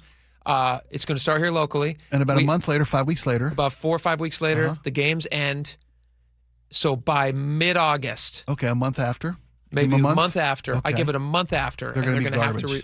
I think they're going to have to remove them because I think they're going to become a target for. Okay. I mean, last time they put in $1 million toilets, 10 times the price. Right. And those prostitution. Destroyed. And even those had maintenance to them. I mean, I know those toilet seats clean themselves, but they had like people who were going to go around and make sure that they were maintained. Yeah. Occasionally. So what do you want to bet? How much? A lunch? You want to bet No. a lunch? No. I'm thinking Costco 30-roll pack. A toilet paper? Yes. Done. Yeah. There you go. We know something we can both use. Well, absolutely. Right? Okay. Toilet paper. Good stuff or Kirkland or Charmin. Listen, Kirkland is the good stuff. Oh my God. I don't buy Charmin. Poor wife. I don't buy Charmin. I'm a frugal individual. Fair enough. I'll get you Kirkland if you win. You get me Charmin if I win. I'm winning that bet. Okay. That's great. Fair enough. Yeah. Deal. Laura, you want me to write that down? All right. So within a month. Tape. So within a month, that's mid-August. Mid-August. Okay. I think that they're going to be removed. Okay. And they will no longer be there. I love this. And the city's going to have to go like, well, it just didn't work out. It's a pilot program. Sometimes pilot programs don't work. As we learned. And how long do you think that they're going to last? I think they're going to be there all year. I do. I think they're going to be maintained and Successful? usable, successful for the year. Really? I do. I have faith in it because they're getting. Why do you have faith in it? Because they're getting grossly overpaid to do this. I bet if the good folks at Throne Industries or Throne Limited or Throne Labs, I can't remember that. If the good folks at Throne Labs are making $500,000, they're going to be out there daily. They're going to be keeping these things tidy. Because this is It's a sweet deal for them. yeah, pretty sweet. It's a honey of a deal. This is a honey of a deal. All right, so you think they're going to last a year? I do. Okay. I think a year from now they may even renew or expand. Oh my gosh! Can you imagine how lucky would we be in Seattle if we had these amazing wedding style toilets? Right? And if let's say that the projections for the city from World Cup for the amount of revenue coming in, we won't even notice this $500,000. That's true. It's gonna be toilet change. Drop in the change, right? toilet change. You're totally right. Yeah. Yeah, this will be it'll be nothing because there's so many people coming into town. And that's all I hear about these days. If I'm wrong, all I lose is a pallet full of toilet paper. Yeah, that's all just I going to lose. lose one toilet paper. There you go. All right, should we talk about other spending? Sure. Let's talk about Sound Transit. Sound Transit. This is fun. This is a fun one. Seattle Times has this piece. Sound Transit is chasing money. Where are they going to get it? $35 billion shortfall. And Dow Constantine says the greatest benefit of all is ensuring we get the infrastructure built and open and serving the public as soon as possible. And he's talking about their push to try to get the legislature to allow a 75-year Sound Transit bond. Right now they have 40 years. 40-year bonds, yeah. 40-year bonds. And they're saying, like, wouldn't 75 be great? And I looked into this because I was interested. Like, well, what's the difference? Why would they cap the bonds at 40 years? Okay. Do you know the answer to that question? For the amount of interest that the city's going to be on the hook to pay? Yeah. Do you know why they would cap it at 40 Why would cap it at 40? No. They tend to cap the bonds at when the lifespan of the project that they're taking money out and borrowing against will be done. Okay. Which they say is somewhere between 30 and 50 years. That makes good, solid fiscal sense. Yeah. Yeah, because if you're buying insurance on something. We bonded out the stadiums or the Key Arena or whatever it was, and those things are long gone. Yeah. And we're still paying those bonds down. And that's a mistake. It is. It's a huge mistake. So 75 years is well beyond the life expectancy of this proposed project? Yes, which they say is about 40, 50 years. Okay. Yeah. So 25 years past when they're even going to be usable. So your great-grandkids will be paying. That's where this is now out to. Not your great-grandchildren. My great-grandkids? Your great-grandkids will be paying for a light rail that's no longer even with us. Long gone. Rubble. The infrastructure might still be there, but it will be one of those things that they talk about where they go like, I can't believe the light rail hasn't been updated in 75 years. Like all the bridges right now that you drive across, and they go like, that bridge was built in 1900. The life expectancy was 40 years. It's now on year 70. Yes. That's what they'll be looking at. That's what they'll be doing. Yep. And they're going to be like, and still no one's riding these stupid trains. But we're still going to be paying for them. Well, it lessens the current burden, just stretches it out to multiple generations. Crazy. This financial commitment to this light rail system. Here's how much it would improve the cash flow. Seattle Times breaks this down. This can't even be worth it. It cannot even be worth it. A 75-year bond could also improve cash flow by $2.3 billion during a critical pinch point. You hear 75-year bond and you think to yourself like, well, this is going to cover all their problems. $2.3 billion is like a drop in the bucket of what they're trying to make up. They're $35 billion in the hole. $2.3 billion? $2.3 billion is what they think they're going to make if they can stretch those bonds out to 75 years. It's less than 2% of the total. 180 plus billion, which is closer to 200. That's a Band-Aid right? Yeah. on a broken leg. You got to take that horse out and shoot it. I don't understand what they're even doing. 75 years. Oh, if we go back to horses, that'd be great. I guarantee. Here's the thing.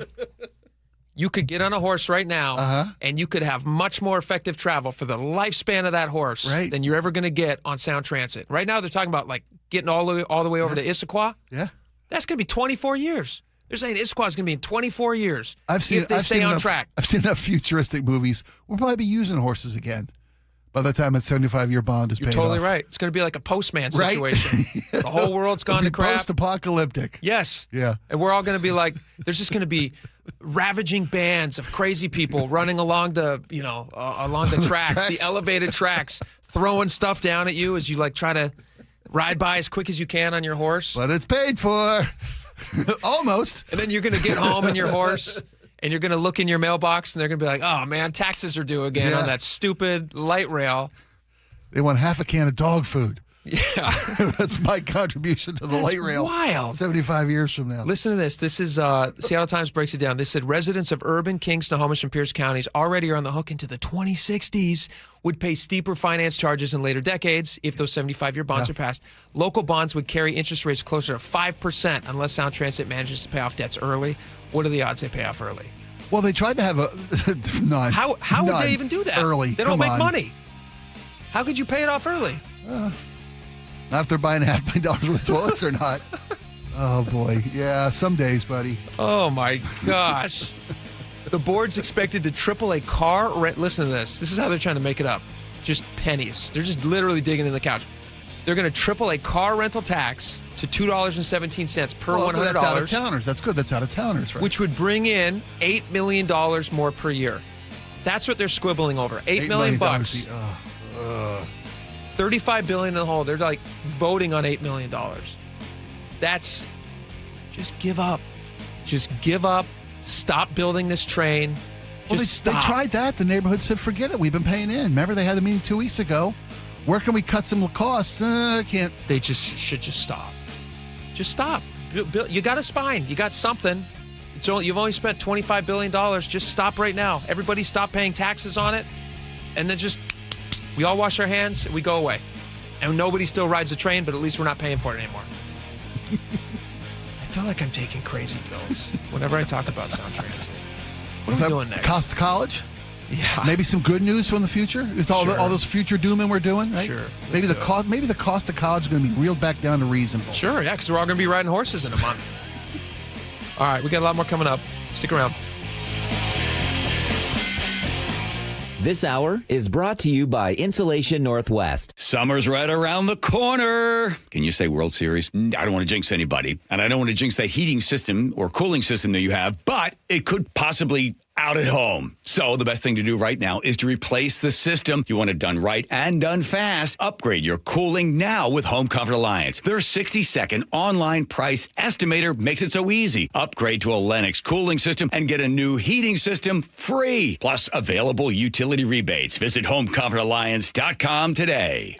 Guys, want long-term health you can count on? It starts with knowing your numbers. This June, for Men's Health Month, start treatment at Revive Washington and get a free comprehensive wellness panel. A $400 value, including testosterone, blood sugar, cholesterol, and more. Take control of your health today. Offer ends June 30th. Call 206-529-1111. That's 206-529-1111. Or visit ReviveMen'sHealth.com. Spring is a perfect time to make improvements that protect and add value to your home. Hi, Justin Shirley, CEO of State Roofing and Exteriors. For decades, homeowners across the Pacific Northwest have trusted our team for roofing, siding, windows, and custom decking. This spring, save up to $3,000, or qualified homeowners can take advantage of 0 down, 0 payments, and 0 interest up to 24 months. Call 866-ROOF-ROOF or visit stateroofing.com today to schedule your free estimate. Summer's supposed to be fun. When the kids are home all day, the groceries, they add up fast. G. Scott here with a quick heads up from Safeway. There's a program called Sunbucks that gives qualifying families $120 per child for summer groceries. Some families are signed up automatically and will get a card in the mail. Others need to apply. Take a minute to check. It could really help put food on the table for your family. Head to freesummermeals.org to find out more. That's freesummermeals.org. Finding great candidates to hire can be like, well, trying to find a needle in a haystack. Sure, you can post your job to some job board, but then all you can do is hope the right person comes along, which is why you should try ZipRecruiter for free at ziprecruiter.com/radio.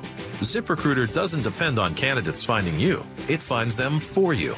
Its powerful technology identifies people with the right experience and actively invites them to apply to your job. You get qualified candidates fast. So while other companies might deliver a lot of hay, ZipRecruiter finds you what you're looking for. the needle in the haystack. See why 4 out of 5 employers who post a job on ZipRecruiter get a quality candidate within the first day. ZipRecruiter, the smartest way to hire. And right now, you can try ZipRecruiter for free. That's right, free at ZipRecruiter.com/radio. That's ZipRecruiter.com/radio. ZipRecruiter.com/radio. ZipRecruiter. This might be the most surprising statistic I've shared in decades of doing local news. More than 75% of commuters will be involved in a car accident at some point. JP Pendergast of Pendergast Law with more. What makes it more surprising? The average person will be involved in 3 to 4 collisions in their lifetime. With accidents unbelievably prevalent, what are some safety tips if it happens to you? Safety first. Secondary collisions are not uncommon while awaiting help. Turn on those hazards and remain in a safe place. If a bystander witnessed the accident, capture their information and encourage them to remain at the scene. Seek medical attention immediately if needed, as delaying can be a costly mistake. Lastly, remember that statements made to police and insurance adjusters can affect your case. Collisions are more common than we'd like to think. If you find yourself in one, follow these helpful tips and then call my friends at Pendergast Law. If you or a loved one's injured in a car accident, call Pendergast Law. We can help. PendergastLaw.com. I just can't dig it. Dig what? My water line. Needs replacing? And I don't want digging in my yard. And maybe your driveway. Can't dig it. Don't dig it. But how do you? Apollo Plumbing replaces water lines without digging up your yard. You're Dan. From the Ready Right Now plumbers. Apollo Plumbing. Our trenchless technology replaces water and sewer lines. Without digging up my yard? 2 little holes is all it takes. Sounds better. Faster, too. And my yard? Like we were never there. Sounds spendy. Not so much. Oh? In the end, about the same as that messy digging you don't want. How do you figure? Think about that landscaping you love. Yeah? Trenchless means you won't be paying to replace it. Or my driveway. We run everything underground. Trenchless? Do them all the time. How about... Easy payments? Yeah. With approved credit. Sure thing. When can you get started? We are the Ready Right Now plumbers. Love that. Apollo Plumbing, trenchless waterline replacement. Sewer lines, too. Can you dig that? That I can. ApolloPlumbing.com. For over 50 years, Bucky's Complete Auto Repair has been the one locals trust for fast, friendly service with guaranteed repairs. With 16 family-owned locations and a Carfax preferred badge, Bucky's makes it easy with same-day service and available financing. Visit Bucky's.com. KIRO News Radio, 97.3 FM, Northwest News. Now, the latest from KIRO News Radio and mynorthwest.com. Good afternoon, I'm Aaron Granillo. Police in San Diego right now responding to an active shooter at a mosque. We go to CBS News for the latest.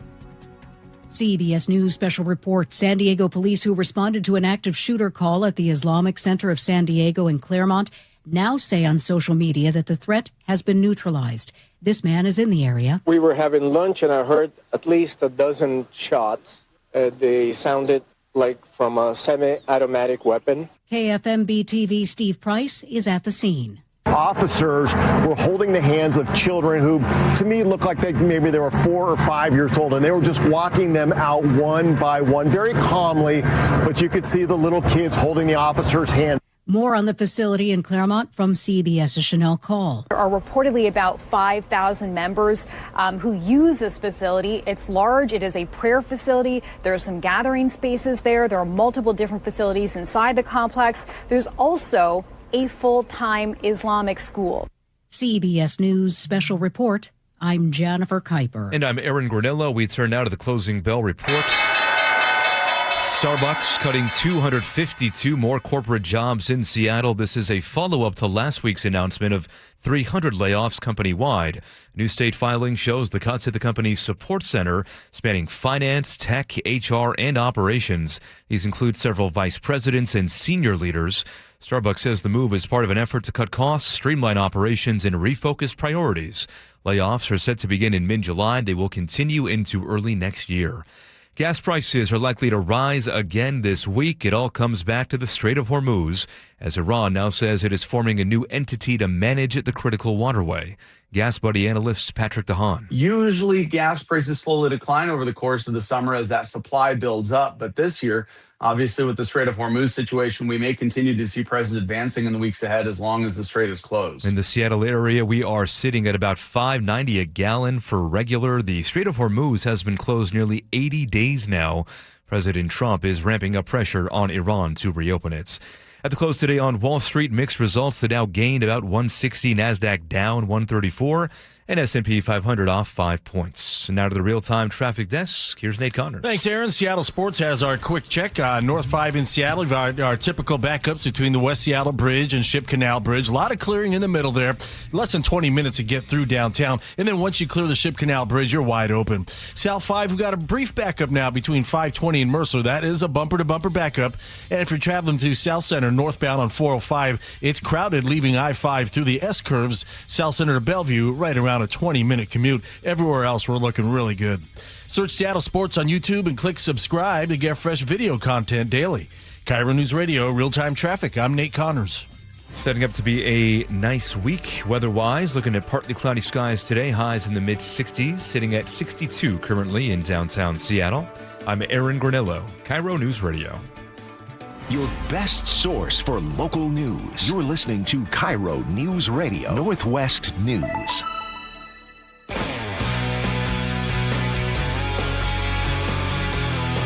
All right, welcome back to the show. We talk about this from time to time. It's a very interesting topic of discussion, I believe. A lot of people out there have student loan debt, or they have at one time, or they are expecting to have it again for their children. It's very expensive to go to college these days, Spike, as you're well aware, having just graduated a child. And yeah, sure did. You're looking at some of these prices and you're going like, man, wouldn't it be nice if college was just a little bit cheaper? Just a little bit. Just a little bit cheaper. Just a little bit. Why is it that we always find ourselves landing in that less than sweet spot? I'm talking about my family in particular. You know, I mean, I think everybody feels it. I guess everybody feels it. The last 10, 15 years. Yeah. I mean, even I think I graduated in college in 2008. Okay. 2007. Sorry. But it felt expensive to me back then, but it's even more now than it was back then. It's all relevant. Yeah, it's a relative. Yeah. It's almost doubled. It's more than quadrupled since I went to school. Jeez. Back in the mid-'80s, mid to late 80s. That's insane. It's quadrupled. And, there were efforts to try to help with student debt relief. Those didn't go anywhere. And now there's a future, a bright light at the end of the tunnel of student borrowers. Yep. And it's after I need it. That's. But you know what though? I don't begrudge the future borrowers, the future students, from getting a break, a common sense, a return to common sense pricing. Yes. Yeah. That's great. Well, what happened was you had the One Big Beautiful Bill Act in 2025, and what they did was part of that bill limited the amount of guaranteed loans that a student could take out for federal loans, and they capped it at $100,000 for graduate, and then what was it? It was $100,000 for of the lifetime for graduate programs, and then for certain programs, I'm assuming like think of your doctors. Yeah, postgraduate requirements for education. $200,000 was the cap, and the total federal lifetime cap across all these things to all students, undergraduate and graduate, is now $257,500. And so what happened was you have these colleges like this one, which was just detailed in this piece by, it was an editorial board wrote this in Wall Street Journal. And they detailed how at the University of California, magically overnight, their MBA program went from basically $130,000 down to $99,000 because you have this cap of $100,000. Oh, isn't that amazing? What a coincidence! Now they say it's because they're trying to spin it like, hey, we realized it's very expensive. We want to make sure everybody can afford this. But the truth is, they realized that their students were no longer going to be able to take out and have guaranteed federal student loans. There's still private loans you could get, but those are harder to qualify for. You bet they are. Harder to get. And so the federal loan that was guaranteeing, there was an unlimited amount before the One Big Beautiful Bill. And now colleges are saying like, oh, you know what? I guess we could offer these courses for less than $130,000, which, great. That's what you should be doing. The fact that it's still $99,000 is insane. If the government had capped it at $75,000, they'd be $74,999. I was going to say, why don't you step in and go like, hey, cap it at $10,000? Yeah, right. Cap it at a number that's actually approachable, because I don't understand why it's so much money. I mean, other than the fact that government stepped in and said, we'll guarantee to almost any amount. Well, that's what it was. They knew, and that's that one, the government student debt is the one thing that can never be forgiven through bankruptcy or any other means. Yep. It's always hanging over your head. So the schools knew there was this bottomless fund of guaranteed money. They could charge whatever they wanted to, and kids had no choice. There's a couple other elements that are in play here with the reduced tuitions going, because you'll see this spread across multiple universities and fields of study. I'm hoping this is just the start, and that it changes fundamentally the way that people are willing to pay for college. I think the turn away from the vilification of the trades is a factor in this. Oh, for the longest time, as you were told, you can't get anywhere without a college education. No meaningful futures available to you unless you go to a 4-year college and get a degree. Yeah, which were lies. It's nuts. Totally lies. Nuts. And then we come up with a shortfall of the trades, of skilled labor. And so that course correction's already been underway. And now you couple that with the government saying no more bottomless, all-you-can-eat buffet of student debt to universities, and they have to reel in, okay. You have all these colleges who basically just said, like, hey, we're going to raise, you can watch. The second they start guaranteeing unlimited, colleges all raise their prices. Yep. Because there was no incentive for them not to.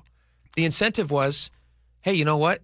They'll take out as much loans as they can to go here, and because it's all guaranteed and they can't go bankrupt and they can't make these go away. And everybody has dreams of having a wonderful life with their degree in basket weaving or art history. And they bought into that lie that this is the only path forward to success. Listen to this. The Wall Street Journal details this.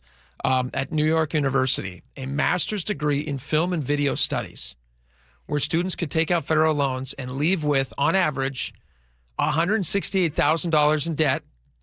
And when they got their first job, they were making just $47,000 a year on this path that they went down with film and video studies, a master's degree in film. What do you need a master's in film and video studies for? $47,000? You have almost $200,000 in college debt? Good luck ever paying that off. I mean, 47. How do you even pay for life and also pay off your college debt? Well, don't. Because you dream bigger. You dream that you're going to be the one that makes $500,000 a year in your field, in the area of your passion and now expertise. But when the average person from those loans is making just $47,000 a year, then clearly it's not worth $168,000 that you've invested into that degree. Here's the other question. It must be hugely, because like you were saying, with the trades, the enrollment at these colleges, I imagine, is going to be just dropping off like a cliff. Well, people can't afford $170,000, $167,000 on average for their debt load. Yeah, they're not taking it on anymore. And this, because the economy, that's the other factor, is that the economy is in such a downturn. Sure, not quite recession yet, I don't think, but we're in such a downturn that the idea that we have this limitless ceiling of earning potential is no longer the norm, the expected norm for kids. I saw this weird thing the other day talking about how we're in this weird phase of there's not like a bunch of firings that are happening, which you would expect to see in like you go back to 2008. You remember 2008? Sure, how crazy great recession. 2008 You was. bet. I got my job here, my first day here at the station as a young producer, which probably saved my job because they were paying me virtually nothing. Right, was in 2008. That same day, they fired a bunch of people because they converted the station to a talk station. Now, that ended up being very good for me, that they converted it to a talk station. But remember, it was KBSG, 97.3 KBSG. But that model didn't really work anymore, the oldies model. And so now they do talk, which we love. So, I don't know. That kind of worked out. But it didn't work out for the people they had to let go. No, people who had built a lifetime and a career and a level of earning. Now, they went to other places. Sure. A lot of those people went to other places. But I'm wondering if we're now going to see this idea that you need to go to college, which is not true. Right. You have all of these industry and trade schools who are offering very low cost, and immediately you're placed into a very good job. A lot of times you're paid as an apprentice, or you're paid to be there while you're in school. You leave your education with no debt and a career. No debt. Yeah. And earning more than the $47,000 the film master, the film degree, whatever. Good luck. Who loves to watch movies? Right. You and I aren't getting paid to watch movies. We love watching movies. Sure. Oh my gosh. I mean, it's got to come way down. I mean, still the cost of college is nowhere near. Well, it seems that they've with the federal government saying you can't have a bottomless pit anymore. They need to lower that number. Maybe we have hit that turning point. I hope so. I hope it is, too. Because I got 4 kids who still need to go to school. But you know what? Hopefully they go to trade school. That's what I'm hoping. Is some of them choose trade school, which I think would be a great idea. All right, we got a lot more coming up. Spike, what do we got next? I don't know. We decided to punt. We moved so much stuff around. I know, we really did. All right. We'll figure it out after this. Let's do this. It's going to be wonderful, I promise. We did those college speeches last week. Eric Church went viral for his speech. Yes. We have another Eric who also gave a commencement. He did not have the same reaction. He got booed. And we'll tell you why he got booed. Since we're on college, let's stick with college for just a second and stick with jobs. You do not want to get booed in a commencement speech. It's a sign that you're giving a bad speech. We'll tell you about it when we come back. Stick around. Choke Points with Chris Sullivan, presented by Carter Subaru. Apparently $15 isn't enough to get the results that the state wants. Your drive to work could be getting a little more expensive, especially if you use the Good to Go system. Toll rates could increase on 167 and 405. I'll have the details on Seattle's Morning News on Tuesday morning. Get all of Sully's Choke Points at mynorthwest.com and the KIRO Newsradio app. Hey, Spike O'Neill here for Aegis Living. Recently my aunt had surgery, and she was home the next day, which is usually the case these days. But we weren't sure as a family if we were ready or equipped to give her the kind of care that she needed. So we called the folks at Aegis Living and asked about respite care. Now, respite care is short-term stays, couple days, couple weeks, providing 24/7 expert care, all the Aegis Living amenities, and the peace of mind as a family that we were doing the right thing for my aunt. Go to agesliving.com/spike and take a look at what they offer. See if respite care is the right answer for you. That's agesliving.com/spike.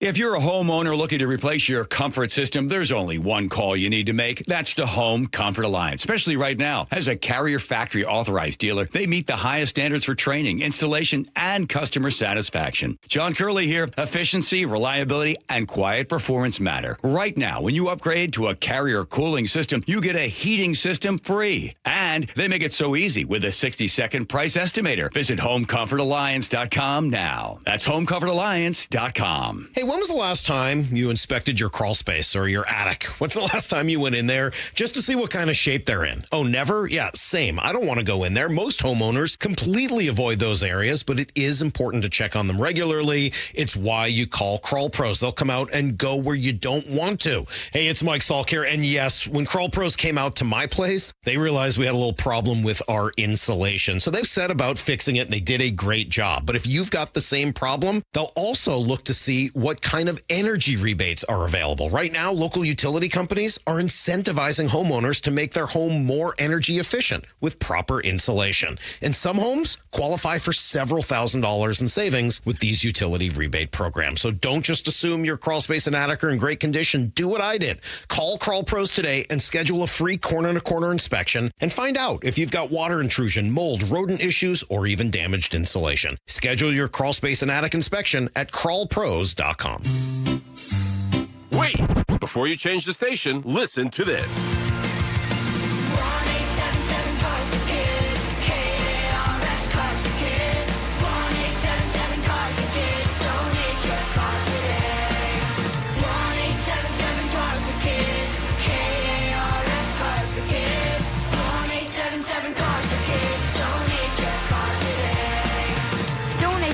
Carsforkids.org. That's cars with a K. Pickup is quick and easy.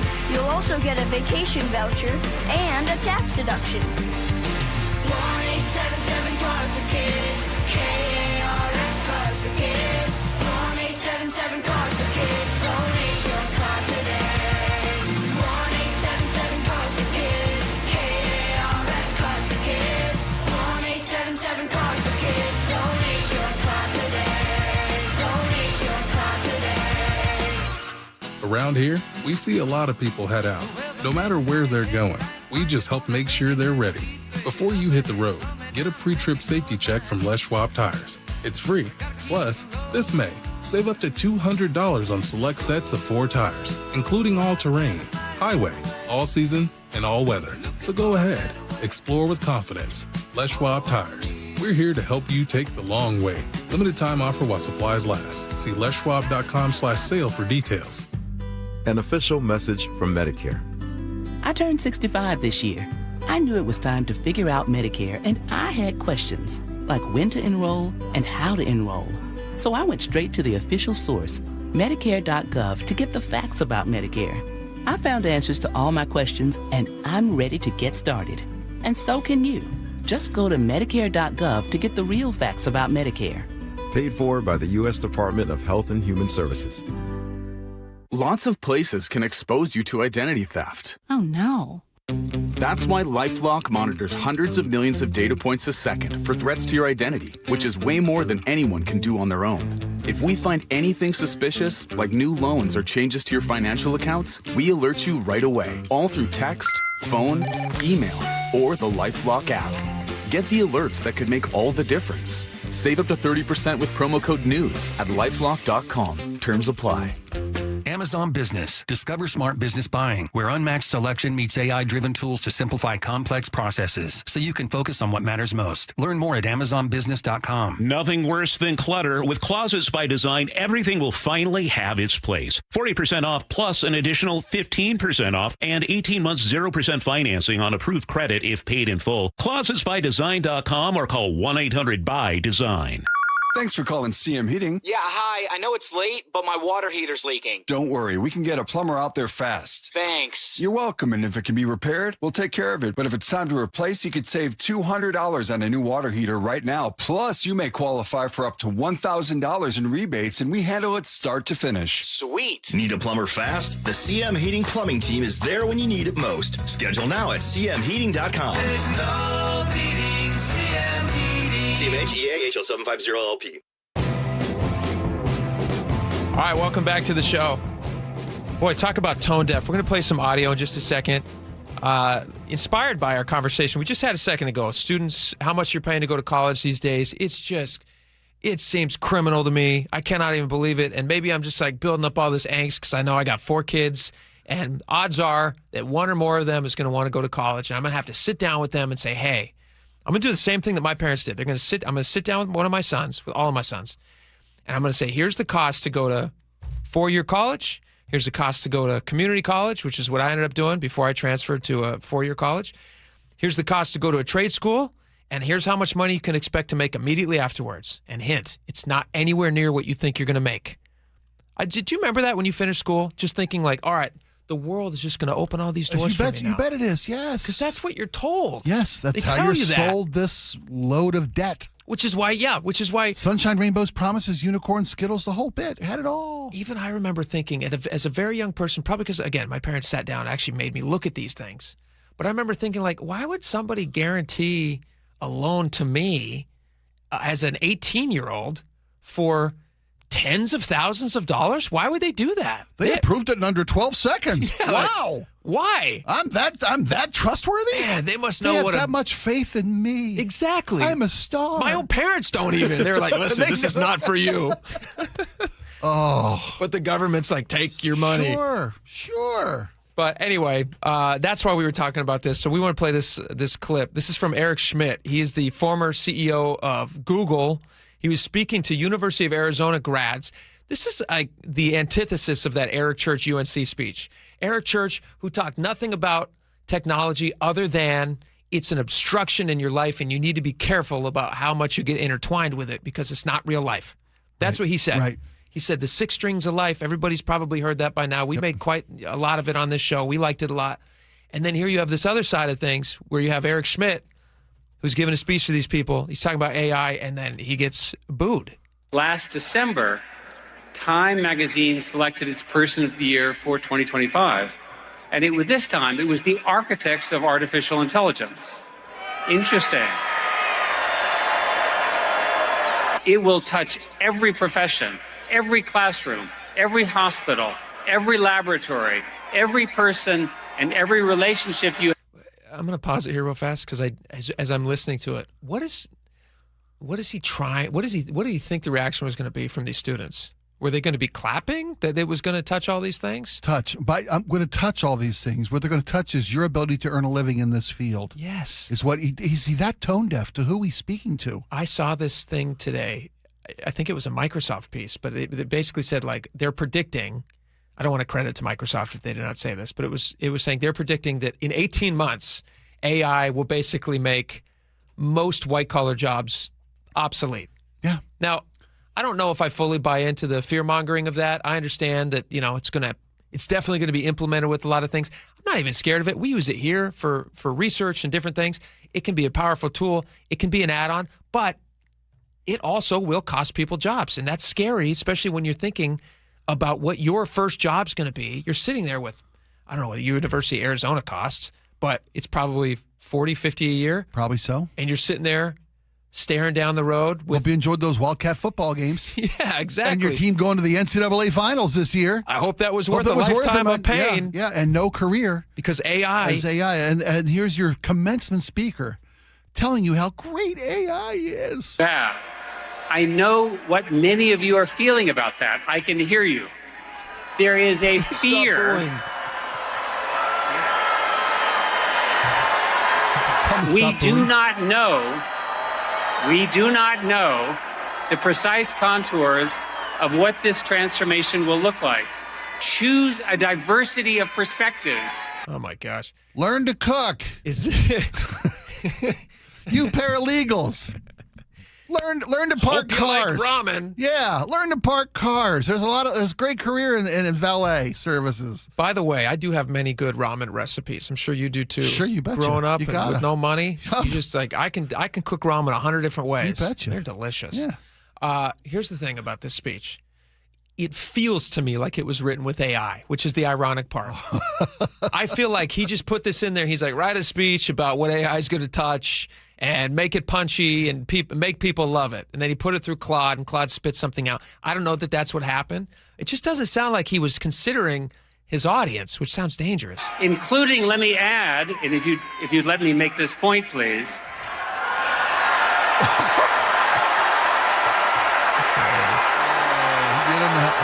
Dude. If you don't care about science, that's okay, because AI is going to touch everything else as well. Whatever path. Is he accusing them of not liking science? I don't understand this. Here's the thing. Everybody assumes that like the youngest generation or whatever, the next generation, they always assume they're going to be idiots and they're not going to, and they're punks and young, all that stuff. It's always not the case. They're always innovative. They're you know that phrase, like the kids are going to be all right? Yeah. Because the human spirit is going to make them all right. It's not because Eric Schmidt and AI and all these people are going to do it for them. They're going to figure out new ways to be successful. Yeah. That's what humans do, and that's why they're going to be fine. They're going to be fine. Having a guy who's invested tens of billions of dollars in technology that's going to make all these graduates obsolete is maybe not the best choice. I'm not saying I would have given his speech. Right? Or I wouldn't have chosen him as speaker. Yeah, exactly. Always choose a pop singer, country or otherwise. That's what they should do. All right, we got a lot more coming up. Stick around.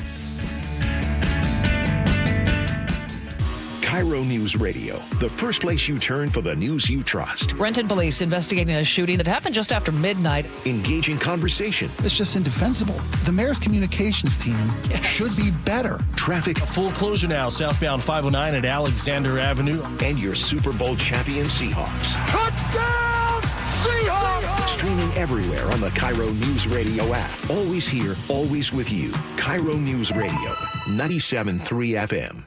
Lots of places can expose you to identity theft. Oh, no. That's why LifeLock monitors hundreds of millions of data points a second for threats to your identity, which is way more than anyone can do on their own. If we find anything suspicious, like new loans or changes to your financial accounts, we alert you right away, all through text, phone, email, or the LifeLock app. Get the alerts that could make all the difference. Save up to 30% with promo code NEWS at LifeLock.com. Terms apply. I know that hiring can be challenging. You need someone to match your role perfectly. Well, now you can meet them fast on ZipRecruiter. Build your team, build it sooner. Meet your match on ZipRecruiter. Just head to ZipRecruiter.com/free right now to try it for free. That's ZipRecruiter.com/free. Meet your match on ZipRecruiter. Try it free. Sully here. I help commuters get around, and you know the key to a good commute? A good running vehicle. That means regular service and proper repairs. For this, I recommend Bucky's Complete Auto Repair. For over 50 years, Bucky's has been trusted for honest diagnostics, quality work, and fair prices. Whether it's factory scheduled maintenance, an oil change, new brakes, or a check engine light, don't guess. Visit one of Bucky's 16 family-owned locations or Bucky's.com. That's Bucky's.com. When you're hiring, have you ever felt like you're missing out on meeting truly great candidates for your roles? It seems impossible to find them, but they have to be out there somewhere, right? Well, they're not hard to find when you know where to go, and that place is ZipRecruiter. And right now, you can try ZipRecruiter for free at ZipRecruiter.com/radio. ZipRecruiter helps 10 million people with their job search every day. And because these people are actively looking for jobs just like yours, it's easy to find the right person right away. In fact, 4 out of 5 employers who post on ZipRecruiter get a quality candidate within the first day. But if you're not using ZipRecruiter, you're missing out. So see what it's like when the impossible is easy. When you go to ZipRecruiter.com/radio right now to try ZipRecruiter for free. Once again, that's ZipRecruiter.com/radio. ZipRecruiter.com/radio. Never miss out on great candidates with ZipRecruiter. The first few steps that I took in the morning were pretty painful. This is Carlos. I had been told by multiple orthopedic surgeons that there was no alternative for me. That wasn't what he wanted to hear. You see, Carlos is an active guy. I played basketball, and for 3 to 4 days after, my knees would just be so swollen. And now I can play basketball, and there is no swelling. There is no pain in the knees. No swelling, no pain, because Carlos went to see Dr. Mark Wagner, MD, at Seattle Sports and Regenerative Medicine for stem cell therapy. I'm just happy to be able to be out there. And then knowing that tomorrow I am not going to suffer for this. What do you say to your friends and family who are in pain? I say, I had horrible knee pain and stem cells really worked for me. You might want to go to Dr. Wagner, just get a consultation before you have surgery. Consider stem cell therapy with Dr. Mark Wagner, MD, at Seattle Sports and Regenerative Medicine. Schedule your consultation at drmarkwagnermd.com. Your best source for local news. KIRO News Radio. KIRO FM and HD1. Tacoma, Seattle. Northwest News. This is CBS News on the Hour. Your home for original reporting. I'm Jennifer Kuiper. The San Diego Police Department says the threat has been neutralized in a shooter incident at an Islamic center of San Diego, and 3 adults are confirmed dead. This parent tells KFMB TV. Hopefully that everybody is safe in the school.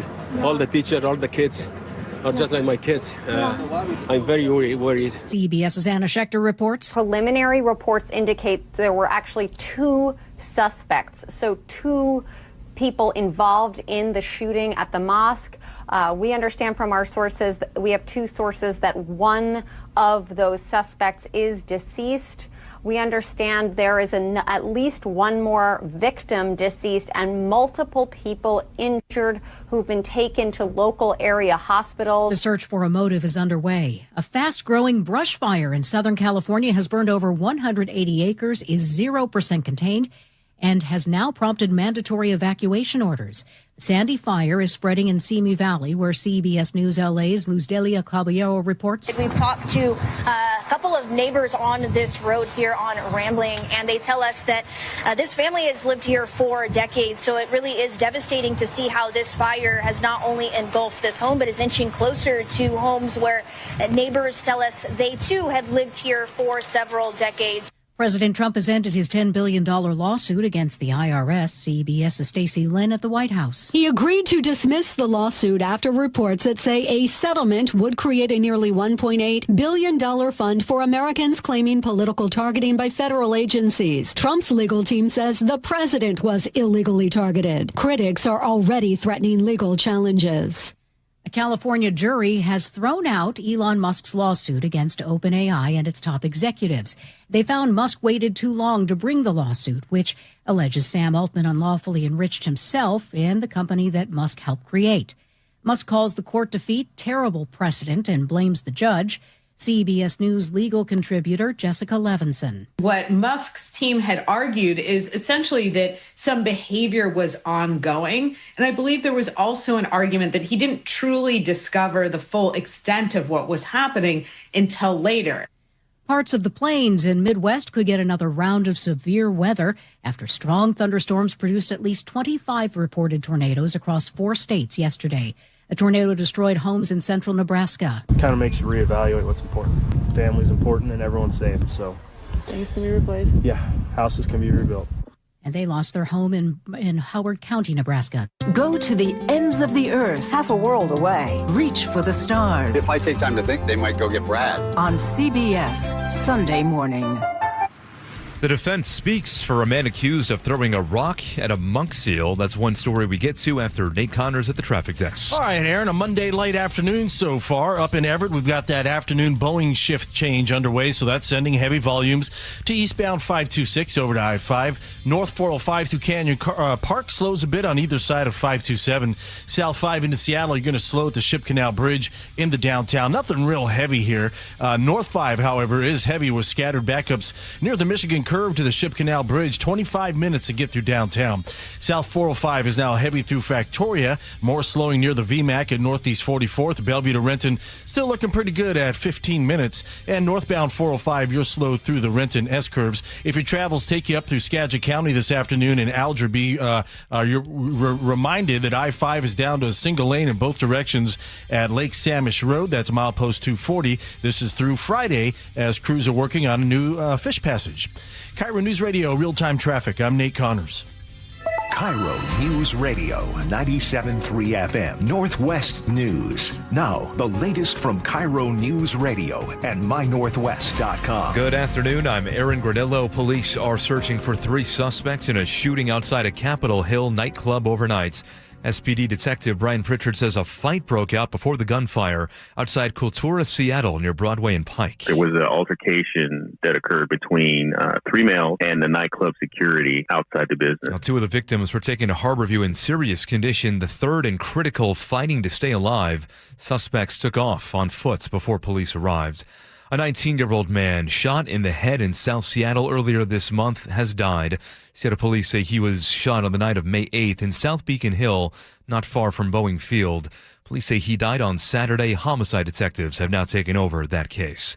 A concerning scene now reported inside a Discovery Park in Seattle. Here's KIRO News Radio's Frank Lindsay. We Heart Seattle founder Andrea Suarez says a volunteer found a man camping alone in the woods with no food and no bedding, but she tells the Jason Ranch Show on Seattle Red 770 AM he has about 100 milk jugs full of urine. She says he refused their help. That man does not need a keys to an apartment. That man needs to be psychiatrically evaluated now, before something worse happens.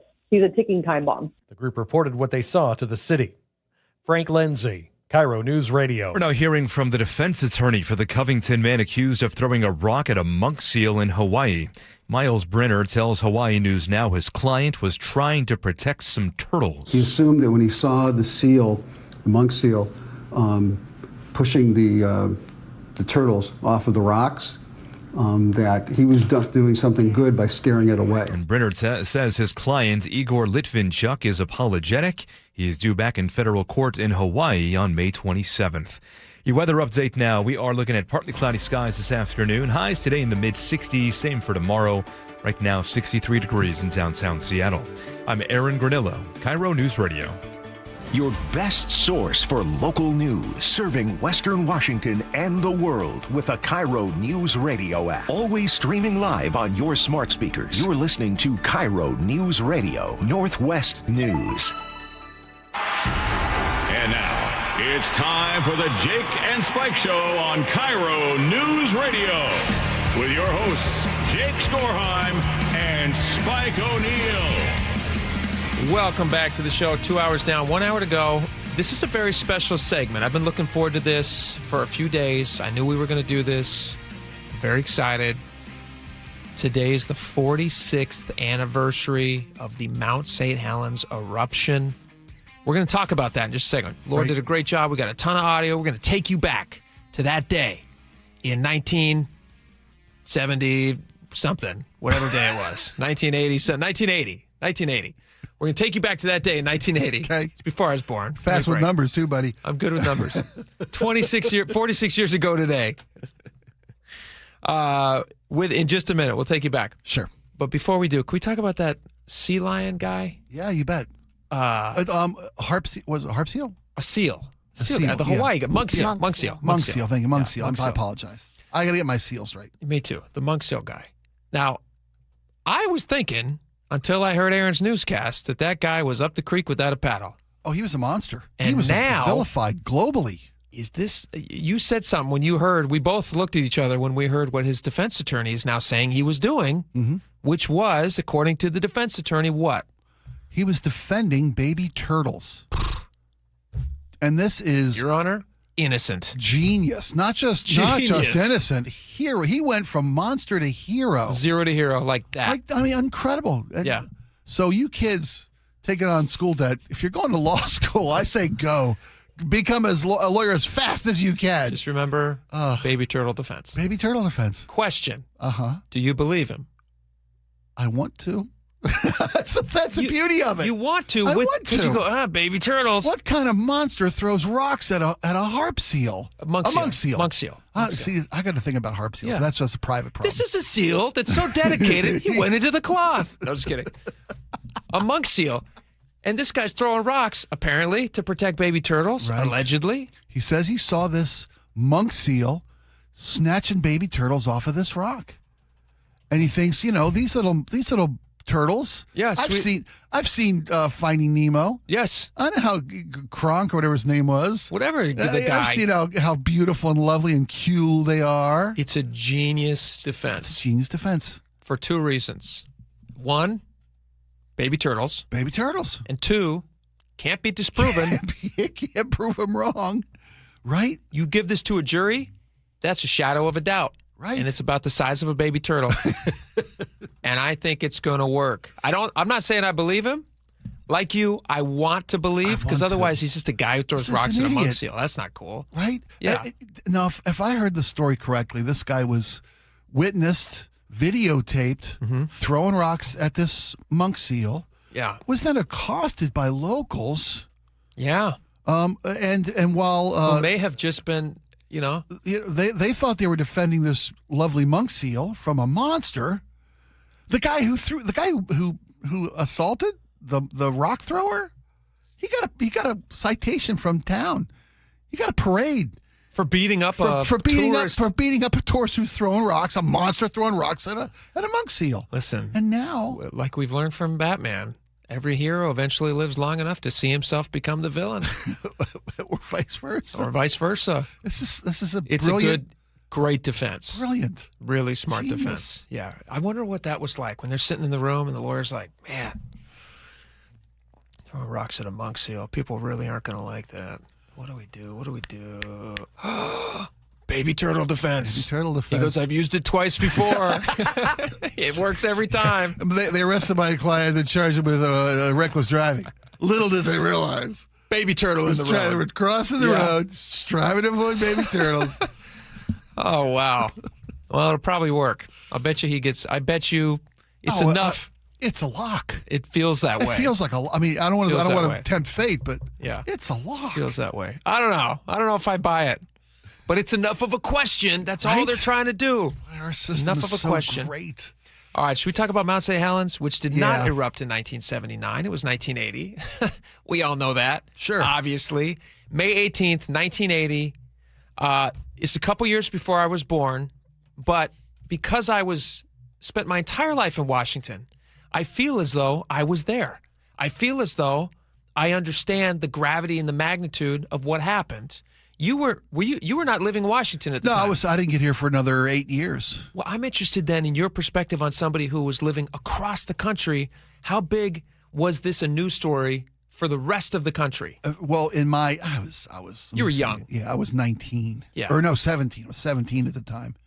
And so it was a one-day story. It was cool video of the cloud bursts. Yeah, but you were at the beach. It was summertime. We didn't care. We didn't give a rat's. Well, we care. Those poor people. It lasted about 8 seconds. Listen, when you're 19, you're not caring a ton. Not like my wife. You don't understand it. No, you don't get it. It's you don't care about most things in the world. That's true. They had to bring bands in to get me fired up about African hunger. Yeah. I didn't care. What did I care about the planet? But you really love Freddie Mercury. I loved Freddie Mercury. Yeah. If Freddie Mercury had a song about Mount St. Helens, then I think you would have been probably pretty into it. Ashes, But my wife was born and raised here. So, and when I moved here in '89, it was still close enough to everywhere you went, because I was a new guy in town. Sure. And I'm a tourist. I'm exploring the city. I go down to the waterfront to the old curiosity shop or whatever, knick-knack shop on the waterfront. It's all Mount St. Helen ash. Really? Everything was Mount St. Helen ash. Everybody at Christmas back and home. mermaid skeletons. Yeah. I went and got glass balls, those Christmas ornaments made from Mount St. Helen ash. Oh, that's cool. Yeah. I mean, they knew about it back east. I mailed all these back east Christmas ornaments home to the family and whatnot. Yeah. But my wife, who was born and raised here, her parents were in Eastern Washington. So she, as Melissa was probably, I don't know, a junior in high school, maybe a sophomore in high school at the time. Sure. Folks couldn't get home because of the ash. Oh, they were out of town when it happened. They were in Eastern Washington when I the thought eruption. You meant they lived in Eastern Washington. No, they were traveling to Eastern Washington. They were traveling. So she's home. The truly unpleasant Miss O'Neill is home babysitting her younger sister. Oh, wow. In the house. That's like a movie plot. That's like Babysitter Adventures in Babysitting. So the party ensued. Wow. Yeah. The 3-day house party that became, Melissa's. Oh, she partied through it? Oh, you betcha. Schools were closed. Everything was shut down. It's funny that her friends remember from the eruption. They're like, remember that great party? She's like, yeah. Remember party? Wow, it was remember the mountain? Not so much. So then let me tell you about what my father-in-law did. May rest in peace. Yep. The great R.L. Butler, who I still to this day contend may have very well been D.B. Cooper. But that's another story. You know, a lot of people feel that about their father. I thought my father-in-law was D.B. Cooper. I showed you the picture, right, of my father-in-law. Yeah. Yeah. I mean, that artist sketch ripped from the page. Looks like him. Spot on. Anywho, and he had a background in aviation. But every guy kind of looked like that back then. My father-in-law looked like that. Boeing managers in the late 70s looked. They all had that same D.B. Cooper look. They all got knowledge of 727s. They all know that the back stairs go down. Exactly. They got those aviator glasses. They all wear that same. Anyway. Every single one of them was in Nam, and they know how to jump out of a plane. Yes. But so father-in-law's or her dad's in Eastern Washington. Can't get back, right? Well, they were doing volunteer church work. Very big in the church community. Yeah. My in-laws and Melissa and her sister. So because you couldn't drive because of the ash cloud. Blocking, you couldn't see. You couldn't see. Cars were shutting down. Can't even believe that. Her father put this filtration system in his car that literally drew air from inside the cabin through. He took out the headlight of their car, used a dryer hose, built a system that pulled air from like inside the cabin to then recycle feed through the engine so he could not have ash clog down his carburetor. Wow. And drove and got home. And it worked. It worked. He came home mid-party. It's like a Mr. Wizard. Exactly. That same system was then employed by Washington State Patrol to keep their cruisers on the road for emergency. Based on his design? Based on his design. That's crazy. That's like a Apollo 13 thing. Right, So exactly. Got to shove this in this hole and make it fit with a sock. How can I keep clean air being fed into my engine? And he figured out a way to do it. That's amazing. Right? Genius. And he got home in time at mid-party and busted her young That's all he was trying to do. Yes, was get home. He knew his kid. Let's play a little bit I'm sorry, you stole our time. No, this is great. And then we got a lot of audio to play. We're going to have some fun with this, looking back on this. I'm fascinated by this, and this is one of those things that there's a couple things that my kids will watch at any time.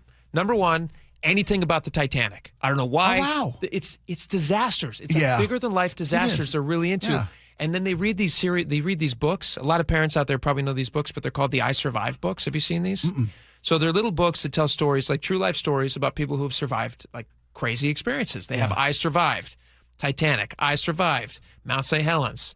I mean, they have them for everything. Sure. I mean, like really dark topics too that you wouldn't think that 6-year-olds would be reading, but they do.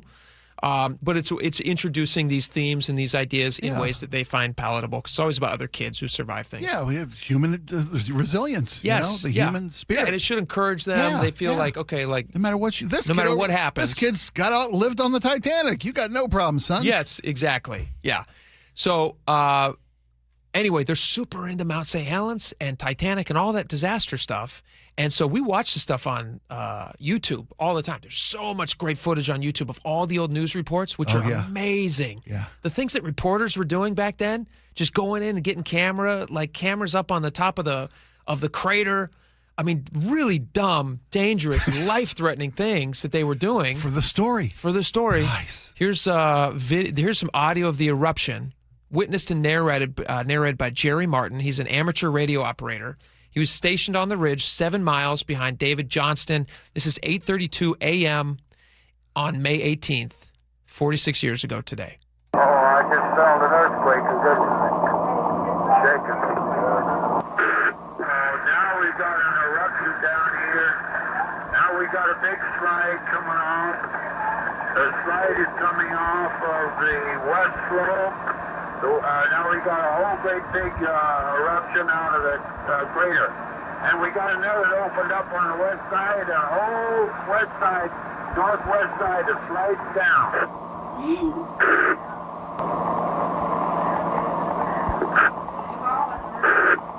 Keep going, Jerry. I'm going to pause it here real fast. Keep going, Jerry. Keep going. Here's what I want to, just to give the audience context. As this guy is sitting there at one of these like forward camps, this was their only way of reporting on what was happening at the time. He was like some geological survey thing that he was connected to. And wasn't he connected? He was just an amateur radio operator. Like a ham operator? Yeah. Oh, okay. Yeah, he was 7 miles behind David Johnston, who was an actual volcanologist. Okay, that's what I'm But this guy thinking was just an amateur enthusiast. Well, who's he talking to on the other end? He's broadcasting on the radio. Just to Who's other like, keep radio going, operators. Jerry. Yeah. Okay. Anyway, he's reporting on this, and what he's seeing in front of him, because we don't have video footage of this. We have some pictures that were taken, right? Which they have now. Have you guys watched the AI recreations of these? They put the pictures together and show you. It is unbelievable. The whole west side of the mountain just gone, slides down. Just slides down. Yeah. All right. So people have probably heard some of these before, but it bears repeating because it's interesting. So if you compare this to the power of an atomic bomb, this would be equivalent to the energy released when it exploded are the equivalent of 33,000 Hiroshima-sized atomic bombs simultaneously. Wow. 33,000. Wow.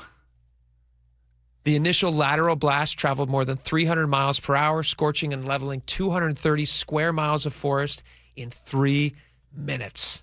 Yeah, just the aftermath of that, just the entire forest just blown over like matchsticks. Just yeah. Have you been up to Crater Lake? I've climbed Mount St. Helens.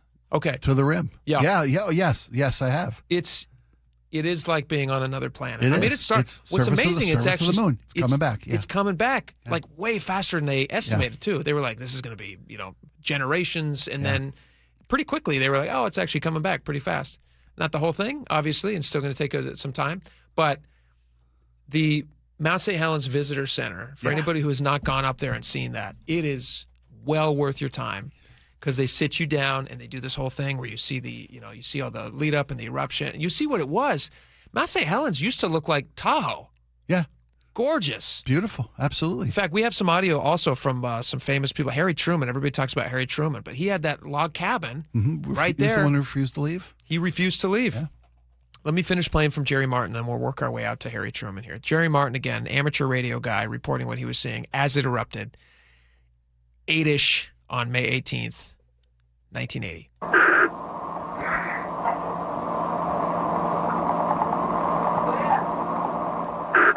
got it, boys. The whole northwest section and north section blowing up, flying and coming up over the ridge towards me. I'm going to back out of here. Gentlemen, the camper and the car is setting over to the south of me is covered. They're going to get me too.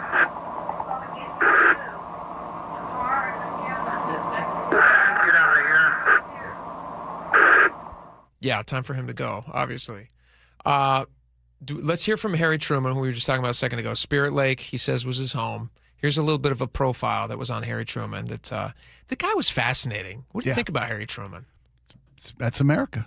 Yeah. He worked his whole life to get where he got to. And if this is how it ends, this is out of my hands. Do you think that he thought his life was actually going to end, though? I mean, I know they're giving him warnings and he's listening to local officials who are saying, but he spent his life up there. He must have felt like, I know better than you. Or do you really think he thought, that's a great question. Life's going to end and I want to end it right here?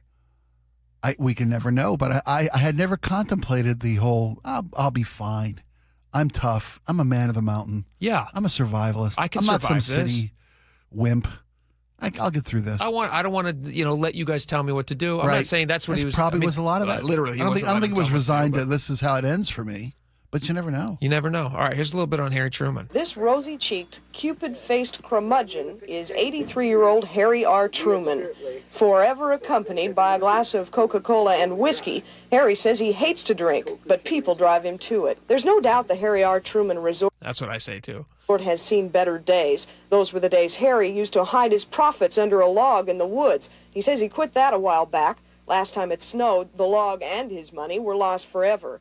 Don't bother to bring your own camper or private boat. If you don't like what Harry has to offer, Harry says, don't come. If they live with me, if I like them, I like them. And if I don't like them, they know it. They might just well go someplace else. I tell them if they don't like my apples, don't shake my tree. He always has something to say, and it's frequently a warning to those who think they'd like to take his land away.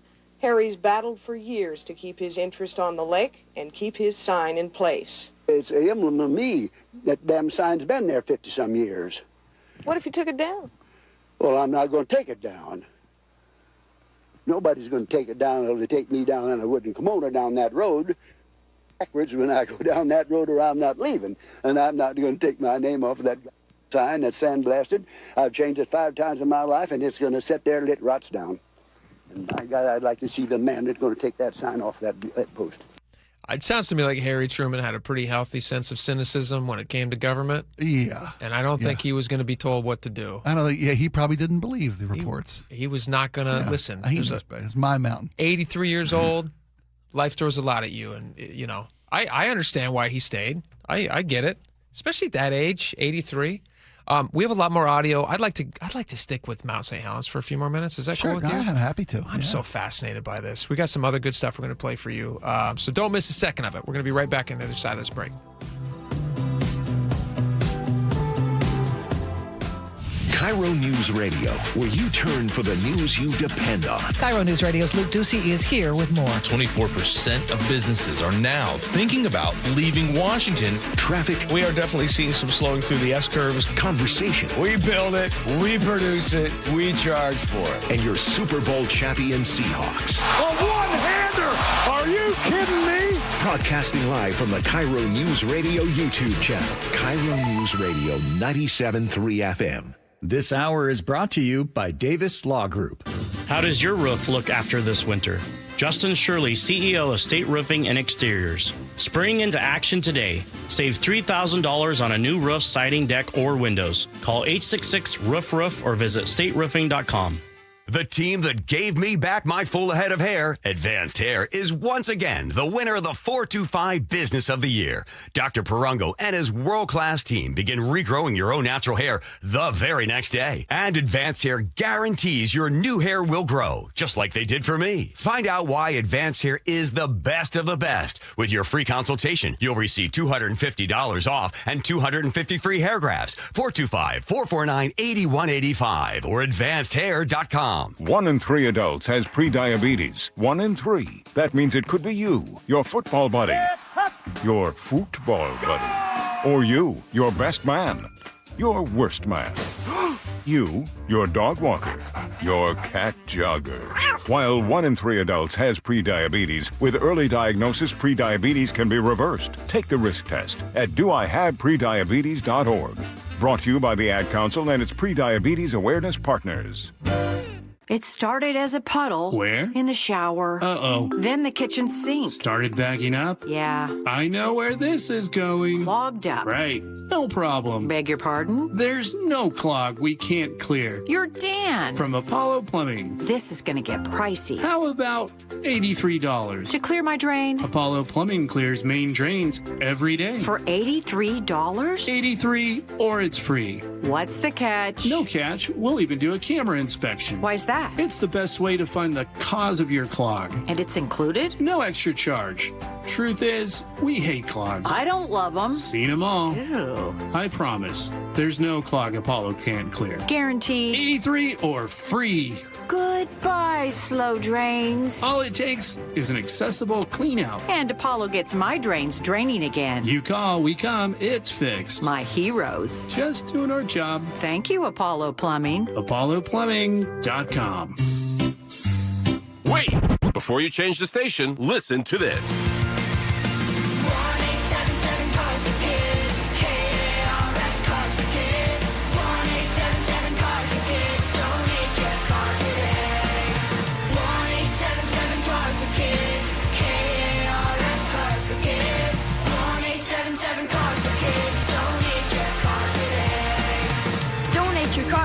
carsforkids.org. That's cars with a K. Pickup is quick and easy.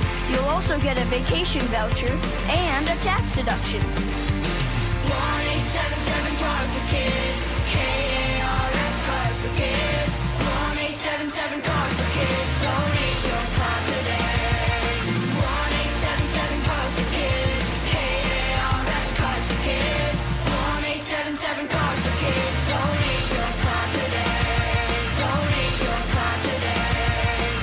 Download to see if you qualify. Not all customers will qualify. Transfer fees may apply. No Albert subscription required. Albert is not a bank. Albert Instant Loans are issued by FinWise Bank, member FDIC. Not an actual client. Terms apply. Kylie, what's wrong? I just got hit with a car repair bill. I'm behind on rent, and I feel like I can never save any money. Have you tried the Albert app? Albert is your financial assistant, helping you find ways to save and create custom budgets to actually grow your money. Plus, you can get up to $10,000 for big expenses, or advance up to $1,000 fast when you need cash right away. Albert can get me up to $10,000?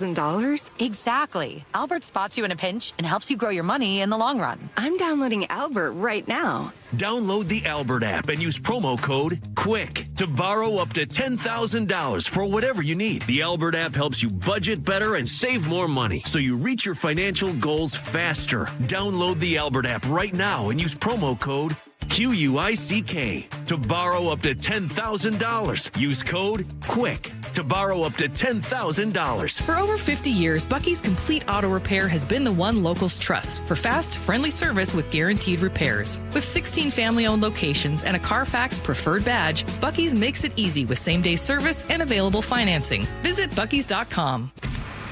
Choke Points with Chris Sullivan. With Choke Points, we try to answer listeners' questions. It can be as simple as a neighborhood stop sign, or it can be as big as the budget for transportation. I don't care. I'll find the answer for you. It's really easy to get a hold of me at mynorthwest.com. We have a direct link there that gets right to me. You can also do it in the app. You can hit me up on the text line. Choke Points, presented by Carter Subaru. Tuesdays and Thursdays on KIRO News Radio 97.3 FM. Stop living with missing teeth. You may qualify for full mouth implants at a reduced cost using your medical insurance. Call South Seattle Smiles today at 206-241-5533 to see if you're a candidate. SouthSeattleSmiles.com. KIRO News Radio 97.3 FM. Northwest News. Now, the latest from KIRO News Radio and mynorthwest.com. Good afternoon. I'm Aaron Granello. A shooting today at the Islamic Center of San Diego is now being investigated as a hate crime. Authorities say 3 adults were killed. The 2 shooters are also dead. More from CBS's Jonathan Vigliotti. Just before noon today, they say these 2 gunmen stormed a mosque at the center, opening fire multiple times before then fleeing in a vehicle where they continued to carry out opening fire in a nearby neighborhood before they were quote unquote neutralized. And police say there's also a school at that Islamic center. No children were injured. An Auburn police officer is out of jail today after he was arrested last week on felony charges involving a minor. The 42-year-old posted $100,000 bail over the weekend. He was released yesterday. He is accused of felony immoral communication with the minor after contacting an undercover detective. He is due back in court on June 2nd. 4 crew members based at Naval Air Station Whidbey Island are alive after 2 of their jets collided during an air show in Idaho. More from KIRO News Radio's Luke Ducey. Moments after the 2 Navy Growlers collided midair at slow speed and low altitude, all 4 crew members ejected, and the $67 million jets plummeted to the ground in a fiery crash. Former Top Gun instructor Dave Burke tells CBS Radio crashes like this are extremely rare. I think when this investigation is over, those 4 aircrew are going to tell you there was a lot of luck involved. A Navy spokesperson says the EA-18G Growlers were assigned to the Electronic Attack Squadron 129 on Whidbey Island. Luke Ducey, KIRO News Radio. Pierce County detectives say they need your help after 14 cars were left with shattered windows at an apartment complex.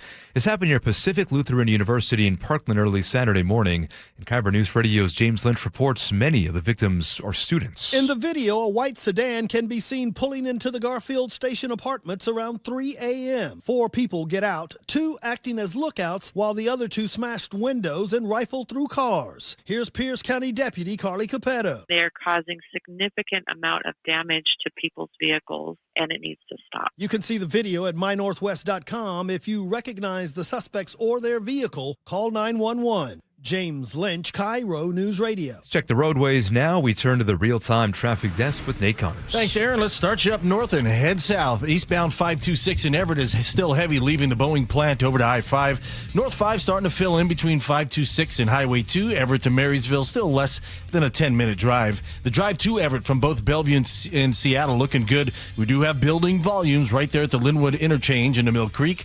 Here in Seattle, South 5, you're backed up in Northeast 50th to the Convention Center. Plan on 15, 20 minutes max coming in from Linwood. North 5, we're bumper to bumper approaching the West Seattle Bridge. You'll clear out just past I-90, and then it's bumper to bumper again approaching 520 across the Ship Canal. 25 minutes to get through all this. South 405, we're now slow from South Bellevue all the way to the Renton Landing. Bellevue to Renton pushing 20 minutes. Southbound 167 now packed from State Route 18 into Sumner. And a reminder today, the eastbound 18 ramp to eastbound 90 is closed through early tomorrow morning. I think they're going to try to reopen around 4 or 5 Tuesday morning. Eastbound 18 is still open, but you'll need to exit westbound 90, turn around at the first exit in Preston to get on eastbound 90.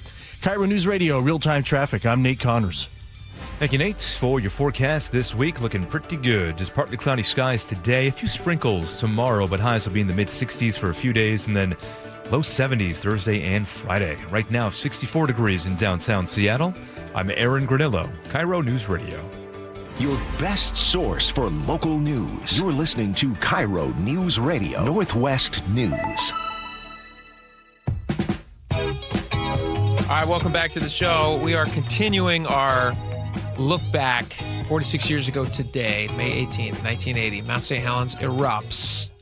We were just playing you some audio of Harry Truman, who became like a local legend. Folk legend, yeah. Folk absolutely. legend for his refusal to leave his property on Spirit Lake and ended up dying in the resulting Mount St. Helens eruption. I think people who live near the mountain, or because we have a lot of folks who live constantly in what's a potential volcanic blast zone. Sure.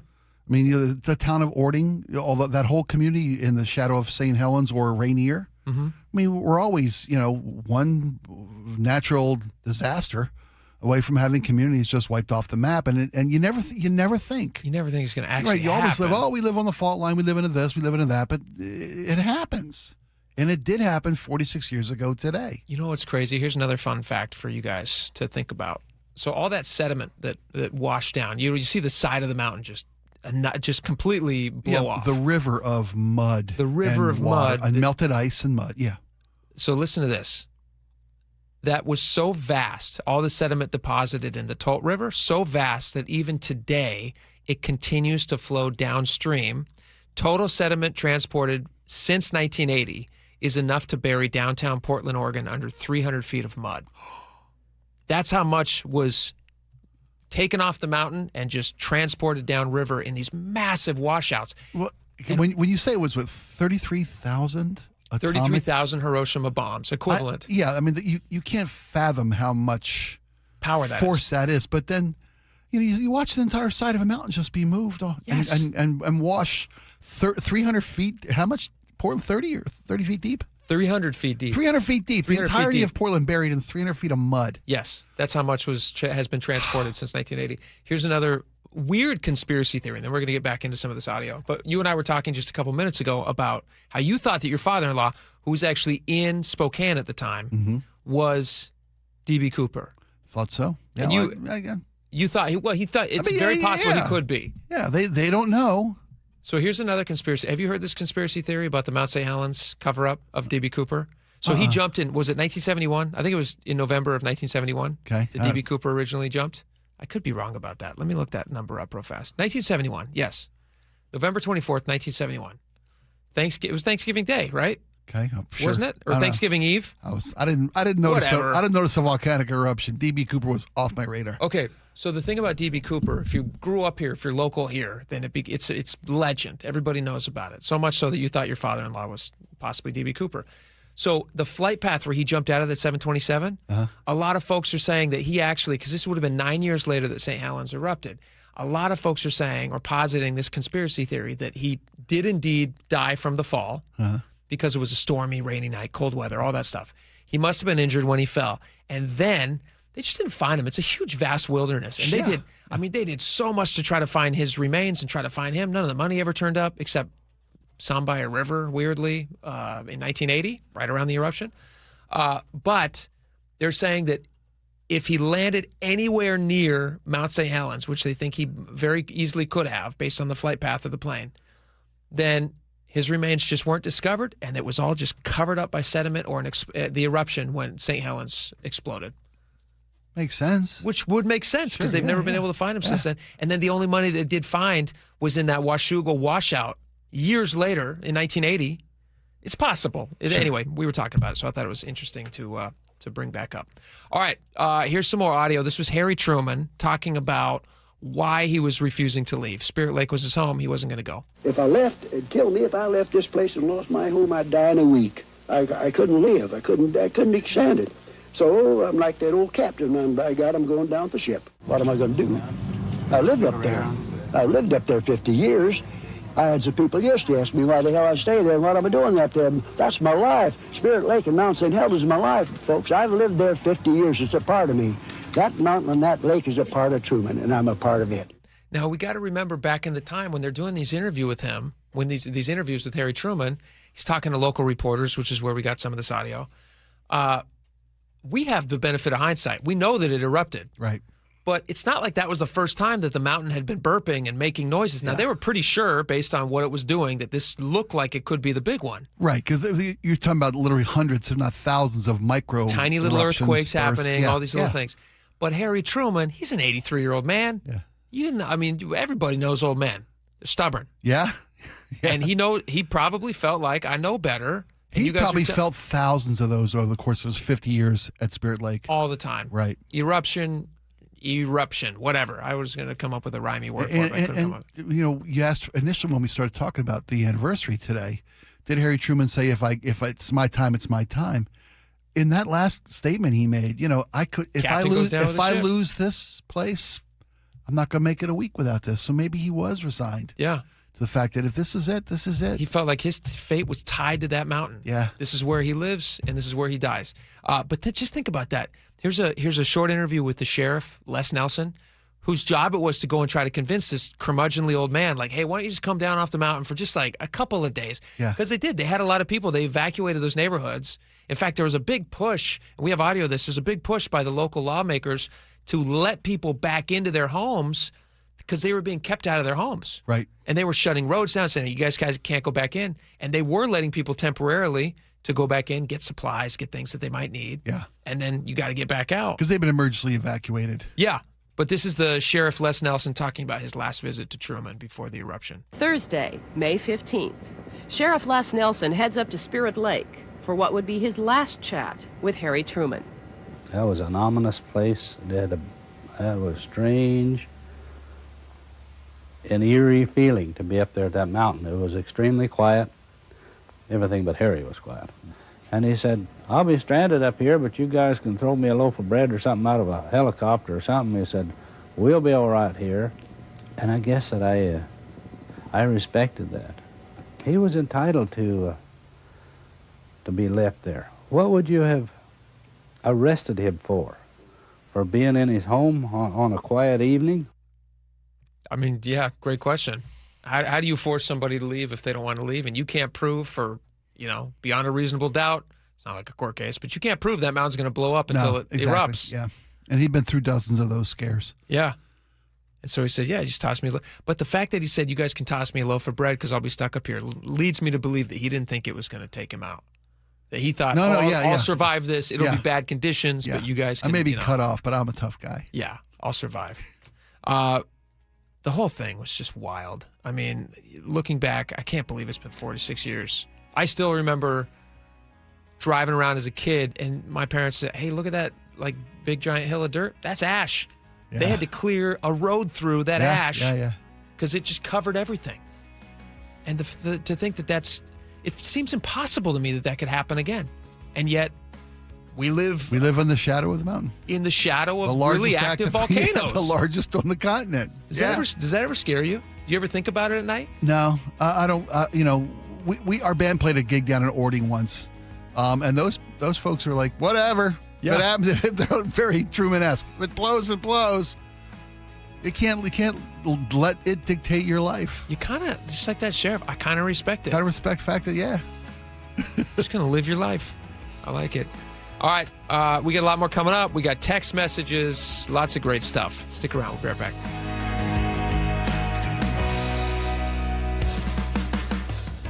The John Curley Show. I have a 1941 Dodge at the front of the house. And there's a nest in there. Wasps. Big nest. Weekdays 3 to 7. I got 2 cans of wasp spray. I put them both on the seat, and I get a .22 rifle. Poof! Giant, cloud of fire and poison, which it did work. It seemed like something that Matt Damon, what's those movies he was in? Born Identity, Born Identity thing. Watch The John Curley Show live on YouTube.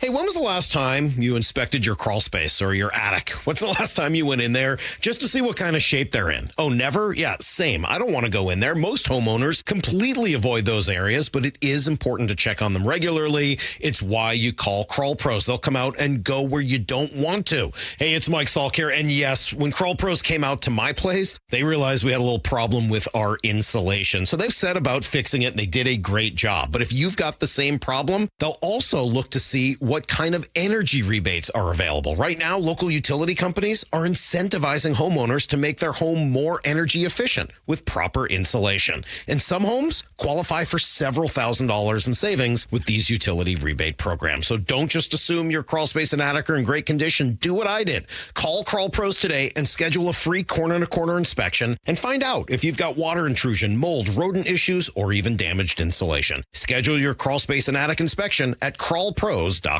Finding great candidates to hire can be like, well, trying to find a needle in a haystack. Sure, you can post your job to some job board, but then all you can do is hope the right person comes along, which is why you should try ZipRecruiter for free at ZipRecruiter.com/radio. ZipRecruiter doesn't depend on candidates finding you. It finds them for you. Its powerful technology identifies people with the right experience and actively invites them to apply to your job. You get qualified candidates fast. So while other companies might deliver a lot of hay, ZipRecruiter finds you what you're looking for.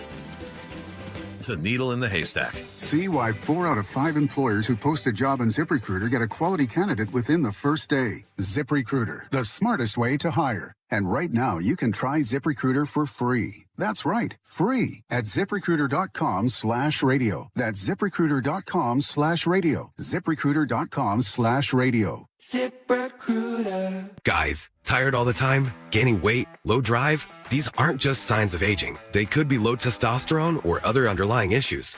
This June for Men's Health Month, Revive Men's Health in Washington is helping men take control of their health with a free, comprehensive wellness panel. A $400 value included when starting treatment. Your panel checks key health markers, including testosterone, blood sugar, cholesterol, kidneys, liver, and thyroid, so you can finally understand what your body's been trying to tell you. Since 2011, over 120,000 men have trusted Revive to get real results. More energy, better sleep, improved mood, and confidence that shows. If something feels off, don't wait. Get answers, get a plan, and start feeling better. This offer ends June 30th. Schedule your free, comprehensive wellness panel today. Call 206-529-1111. That's 206-529-1111 or visit ReviveMen'sHealth.com. Progressive knows you could have easily taken the freeway, but you took the scenic route to see a waterfall and an oddly busy boiled peanut stand. Discovering the unexpected is exactly why you bought an RV, so protect it with a bundle from Progressive. Because although you may be 3 hours behind schedule, you're 6 jars of jam richer and possibly enrolled in a butter churning workshop. Switch to Progressive and protect your RV, boat, or motorcycle by bundling with your home and auto insurance. Progressive Casualty Insurance Company affiliates and third-party insurers. Not available in all states or situations. The NBA playoffs are underway, and now you can trade every game on Kalshi. You can also trade on who wins each series, the conference finals, and the championship. San Antonio is currently trading at 19% to win it all, meaning a $100 trade pays out over $500 if they take the title. On Kalshi, you're trading against other people in a live market. No house, no odds makers. And as odds move, you can buy in or out anytime throughout the postseason. For a limited time, download the Kalshi app and use code PASS to get $10 when you trade $10. KALSHI. Kalshi. Trade on anything. They call this one Bill. Whoa, aliens? Am I in a spaceship? Affirmative, Bill.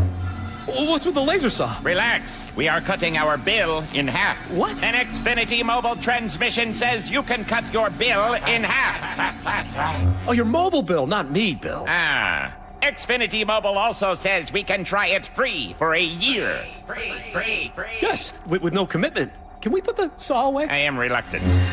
But we will find another being to bisect. That's not sci-fi. It's Xfinity Mobile. Xfinity Internet members cut your mobile bill in half. Plus, try Xfinity Mobile free for a year. No commitment. Learn more at xfinitymobile.com. Xfinity. Imagine that. Restrictions apply. Xfinity Internet required. Savings compares one line of Xfinity Mobile Select to comparable plans from T-Mobile, Verizon, and AT&T as of 3/24/26. Taxes, fees, extra. $30 monthly discount limited to new mobile customers only. After 12 months, regular rates apply. Grainger offers the professional-grade products you need, delivered when and where you need them. Call, click Grainger.com, or just stop by. Grainger. G. Scott here. Safeway wants you to know SunBucks gives qualifying families $120 per child for summer groceries. Some families are signed up automatically. Others need to apply. Find out if you should apply at freesummermeals.org. Around here, we see a lot of people head out. No matter where they're going, we just help make sure they're ready. Before you hit the road, get a pre-trip safety check from Les Schwab Tires. It's free. Plus, this May, save up to $200 on select sets of 4 tires, including all-terrain, highway, all-season, and all-weather. So go ahead. Explore with confidence. Les Schwab Tires. We're here to help you take the long way. Limited time offer while supplies last. See leschwab.com/sale for details. All right, welcome back to the show. We got a lot of text messages. Thank you guys so much for participating. A lot of good responses, a lot of good topics today. Let's just jump right in. Lauren, go for it. On Bothell High School students walking out of school today over the loss of their school resource officer. Kirk from Tacoma says, vote the school board out. Thank goodness students and families are protesting. Hopefully democracy will work and they will reboot the board. Yeah, I mean, I wrote a piece about this. You guys can text. Actually, no, this was not what I wrote the piece about. I also wrote a piece about this on mynorthwest.com, and you guys can go there and you can look. There was a recent survey that was done in the Bothell High School community. Yeah. 77% of students agreed or strongly agreed that a officer program promotes student safety, a school resource officer on campus. 77%. And the school board's response to that was, let's end the program. 4-1. They voted 4-1. What even 3-2? I mean, it doesn't matter what. 4-1. That makes no sense to me. Well, the students walked out today. A couple hundred students walked out today. They've signed a 3,600 signature petition, and they're going to address the state's Superior Court to see about reversing the school board's decision to end this program after 30 years. An officer that had been on that campus for 10 years. Yeah, good. 206 says, my kid's high school had an SRO. His memorial service at Eastside Megachurch was overflowing. He was very, very loved and respected. Yeah, absolutely. I think all the expressed concerns and fears by the community about SROs can be dismissed or at least alleviated by actually meeting one and having one on campus. Yeah, which is like SPD Chief Sean Barnes. He was an SRO. Yep. And he talks about that. He says, man, these guys are really vital. You meet kids, you get a chance to be introduced in the community in a way that's not combative in any way. Right. You're a friend. You're somebody they can come to as an advisor, like this guy, Officer Ware from Bothell PD. All the stories are like, yeah, he was a really nice guy. He used to try to make friends with kids who maybe felt left out or needed a friend. He would always have snacks in his office to make sure that kids who were hungry could stop by and grab a quick snack. I cannot imagine why the school board would want to send him packing, but, I don't have kids in that school district, and I'm happy about it. On the public bathrooms in Pioneer Square, Stephen in Issaquah says, an ID to use the toilet, but no ID to vote. Crazy. That is funny. Thank you, Stephen. Okay. Oh, Spike, you read this one. Okay. Moondog A says, can you guys go number 2 in under 10 minutes? Under 10 minutes? What is 10 minutes. There's 10 minute time. In 10 minutes of the publicly funded public restroom in Pioneer Square, unlocks door unlocks and opens in 10 minutes. How do they get away with that? What if somebody's having a emergency in there? Well, then they probably need help. I think it's I hope they don't wait 10. I think 3 is the limit. They could do a lot of 10 minutes sounds like a short time. I feel like 15. would just be a little more reasonable. A little more reasonable. I think I'm sticking with 3. Listen, as a dad who finds a lot of solace in the bathroom, much to my wife's chagrin. You're not going to Pioneer Square. I wouldn't go downtown to do it. The guy selling a Sunday paper outside. That's true. Yeah. All right. 10 minutes. That seems short. I agree with you, Laura. That seems short. Read that way, Laura. That's funny. Good judgment. Good job. Yeah. Go for it, guys. On Sound Transit 360 says, talking about kicking the can over multiple generations. From the get-go, they should have had pay gates. The honest system don't work here. Well, they should try to recoup as much, obviously, from ticket sales as they can. They claim that that's not possible because we don't have an elevated system and that people can just walk on. It's an honor system for a city that has no honor. Doug in Mount Vernon says they can add a tip line for the Orca card renewal and pay kiosks at terminals. If this trip is worth an extra 15, 20, 25%. Interesting. All right, Jamestown in Eastlake says, you have every right to be frustrated over a project that has been long overdue for the region. It was still not managed well enough to account for overflow growth of population, etc. But we need public transportation. Doesn't matter how you look at it. I'm not saying to don't have public transportation. I'm just saying that there is a certain cost at which it's not really feasible. And this would seem to me to be that cost. If they tell us it's going to be $53 billion, but the actual cost is closer to $200, and they're saying now that they're going to have to take out 75-year bonds just to help pay for it, clearly something's not working. But yeah, I'm not saying get rid of it. I'm just saying maybe stop it where it's at right now and just call well enough alone. All right, let's get to the Mount St. Helens eruption stories because we got some really good ones on the text line. Tacoma Ray says, oh my gosh, I love this topic. I was a freshman in junior high spending the night at my friend Brian Huffman's house. When we woke up in the morning, it was still dark out, and when we opened the window, it was like we were on another planet. There was no color. Everything was covered in ash and black and white. One of the weirdest, most surreal experiences I've ever had in my life. Oh, what a great message. Thank you, Tacoma Ray. Can you imagine going through that as a junior hire at your friend's house? Wow. It would be the most exciting. Mrs. Joey says, my dad was a part owner of and working at a paramedic in Mason County. He had to go buy nylons and put them somewhere on the engine of the 3 ambulances to filter out ash. Just like your father-in-law figured out. Yeah, smart. Kathy and Burien says, brother, sister, and spouses were in the family cabin at White Pass. They drove with the car door open, staring at road markers as best they could to get down in the dark. I mean, I can't even fathom. I've driven in like snow whiteouts before, like blizzard conditions. But to think about that being daytime because a mountain has just erupted is pretty crazy. All right, go for it, Laura. From the 253, they sent in a picture of Mount St. Helens. The Saturday after the May 18th eruption, we rented an airplane from a Cessna flying school in North Idaho and flew over to see it. Wow. Put on our live stream now. Oh, wow. This is just days after? Days after. Wow. I'm surprised I don't think I'd be that brave. Yeah, I'm surprised they were even allowed to do that. That's crazy. 206 says, my folks were visiting me when I lived in Bothell. They left early in the morning and were past the Tolt River Bridge about an hour before the flooding came down. Whoa. It was not until they got home in Eureka, California that night listening to the news that they heard about the blowout. They didn't listen to radio in the car. Totally lucky timing. So they were just like driving ahead of it. Yeah, just ahead of it, oblivious. That's crazy. All right, thank you guys so much for all the messages. Super interesting. I hope you guys have a great rest of your day. John Curley's coming up next. Enjoy the sun. We will be back here tomorrow. We'll see you then. Bye-bye.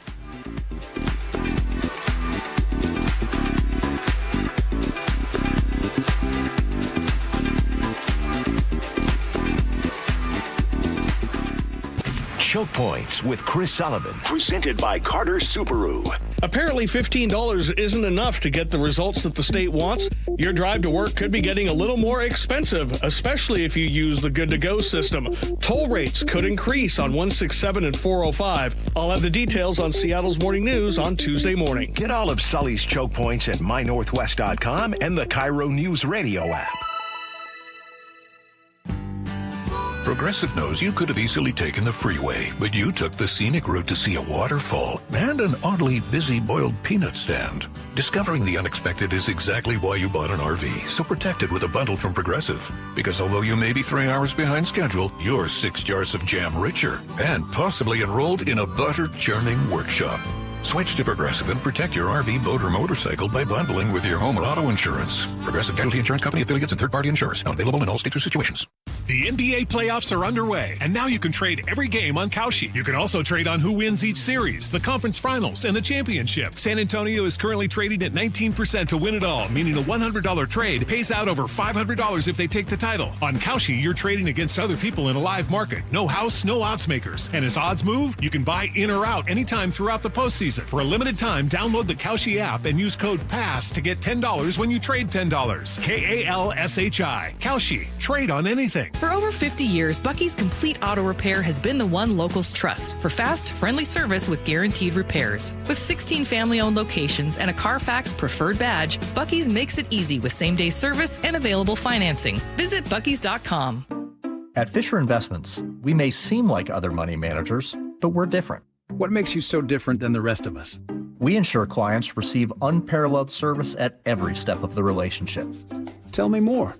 Our investment counselors focus on service over sales, prioritizing clients' needs. How do you make money? We don't sell any commission-based products. We have a simple management fee based on the value of our clients' portfolio. So we do better when our clients do better. What about client portfolios? We get to know each client, their finances, family, health, lifestyle, and more, and then we tailor a portfolio based on their specific goals and needs. Your clients really come first then, huh? Yes, we make them a top priority. Our goal is helping them achieve a comfortable retirement.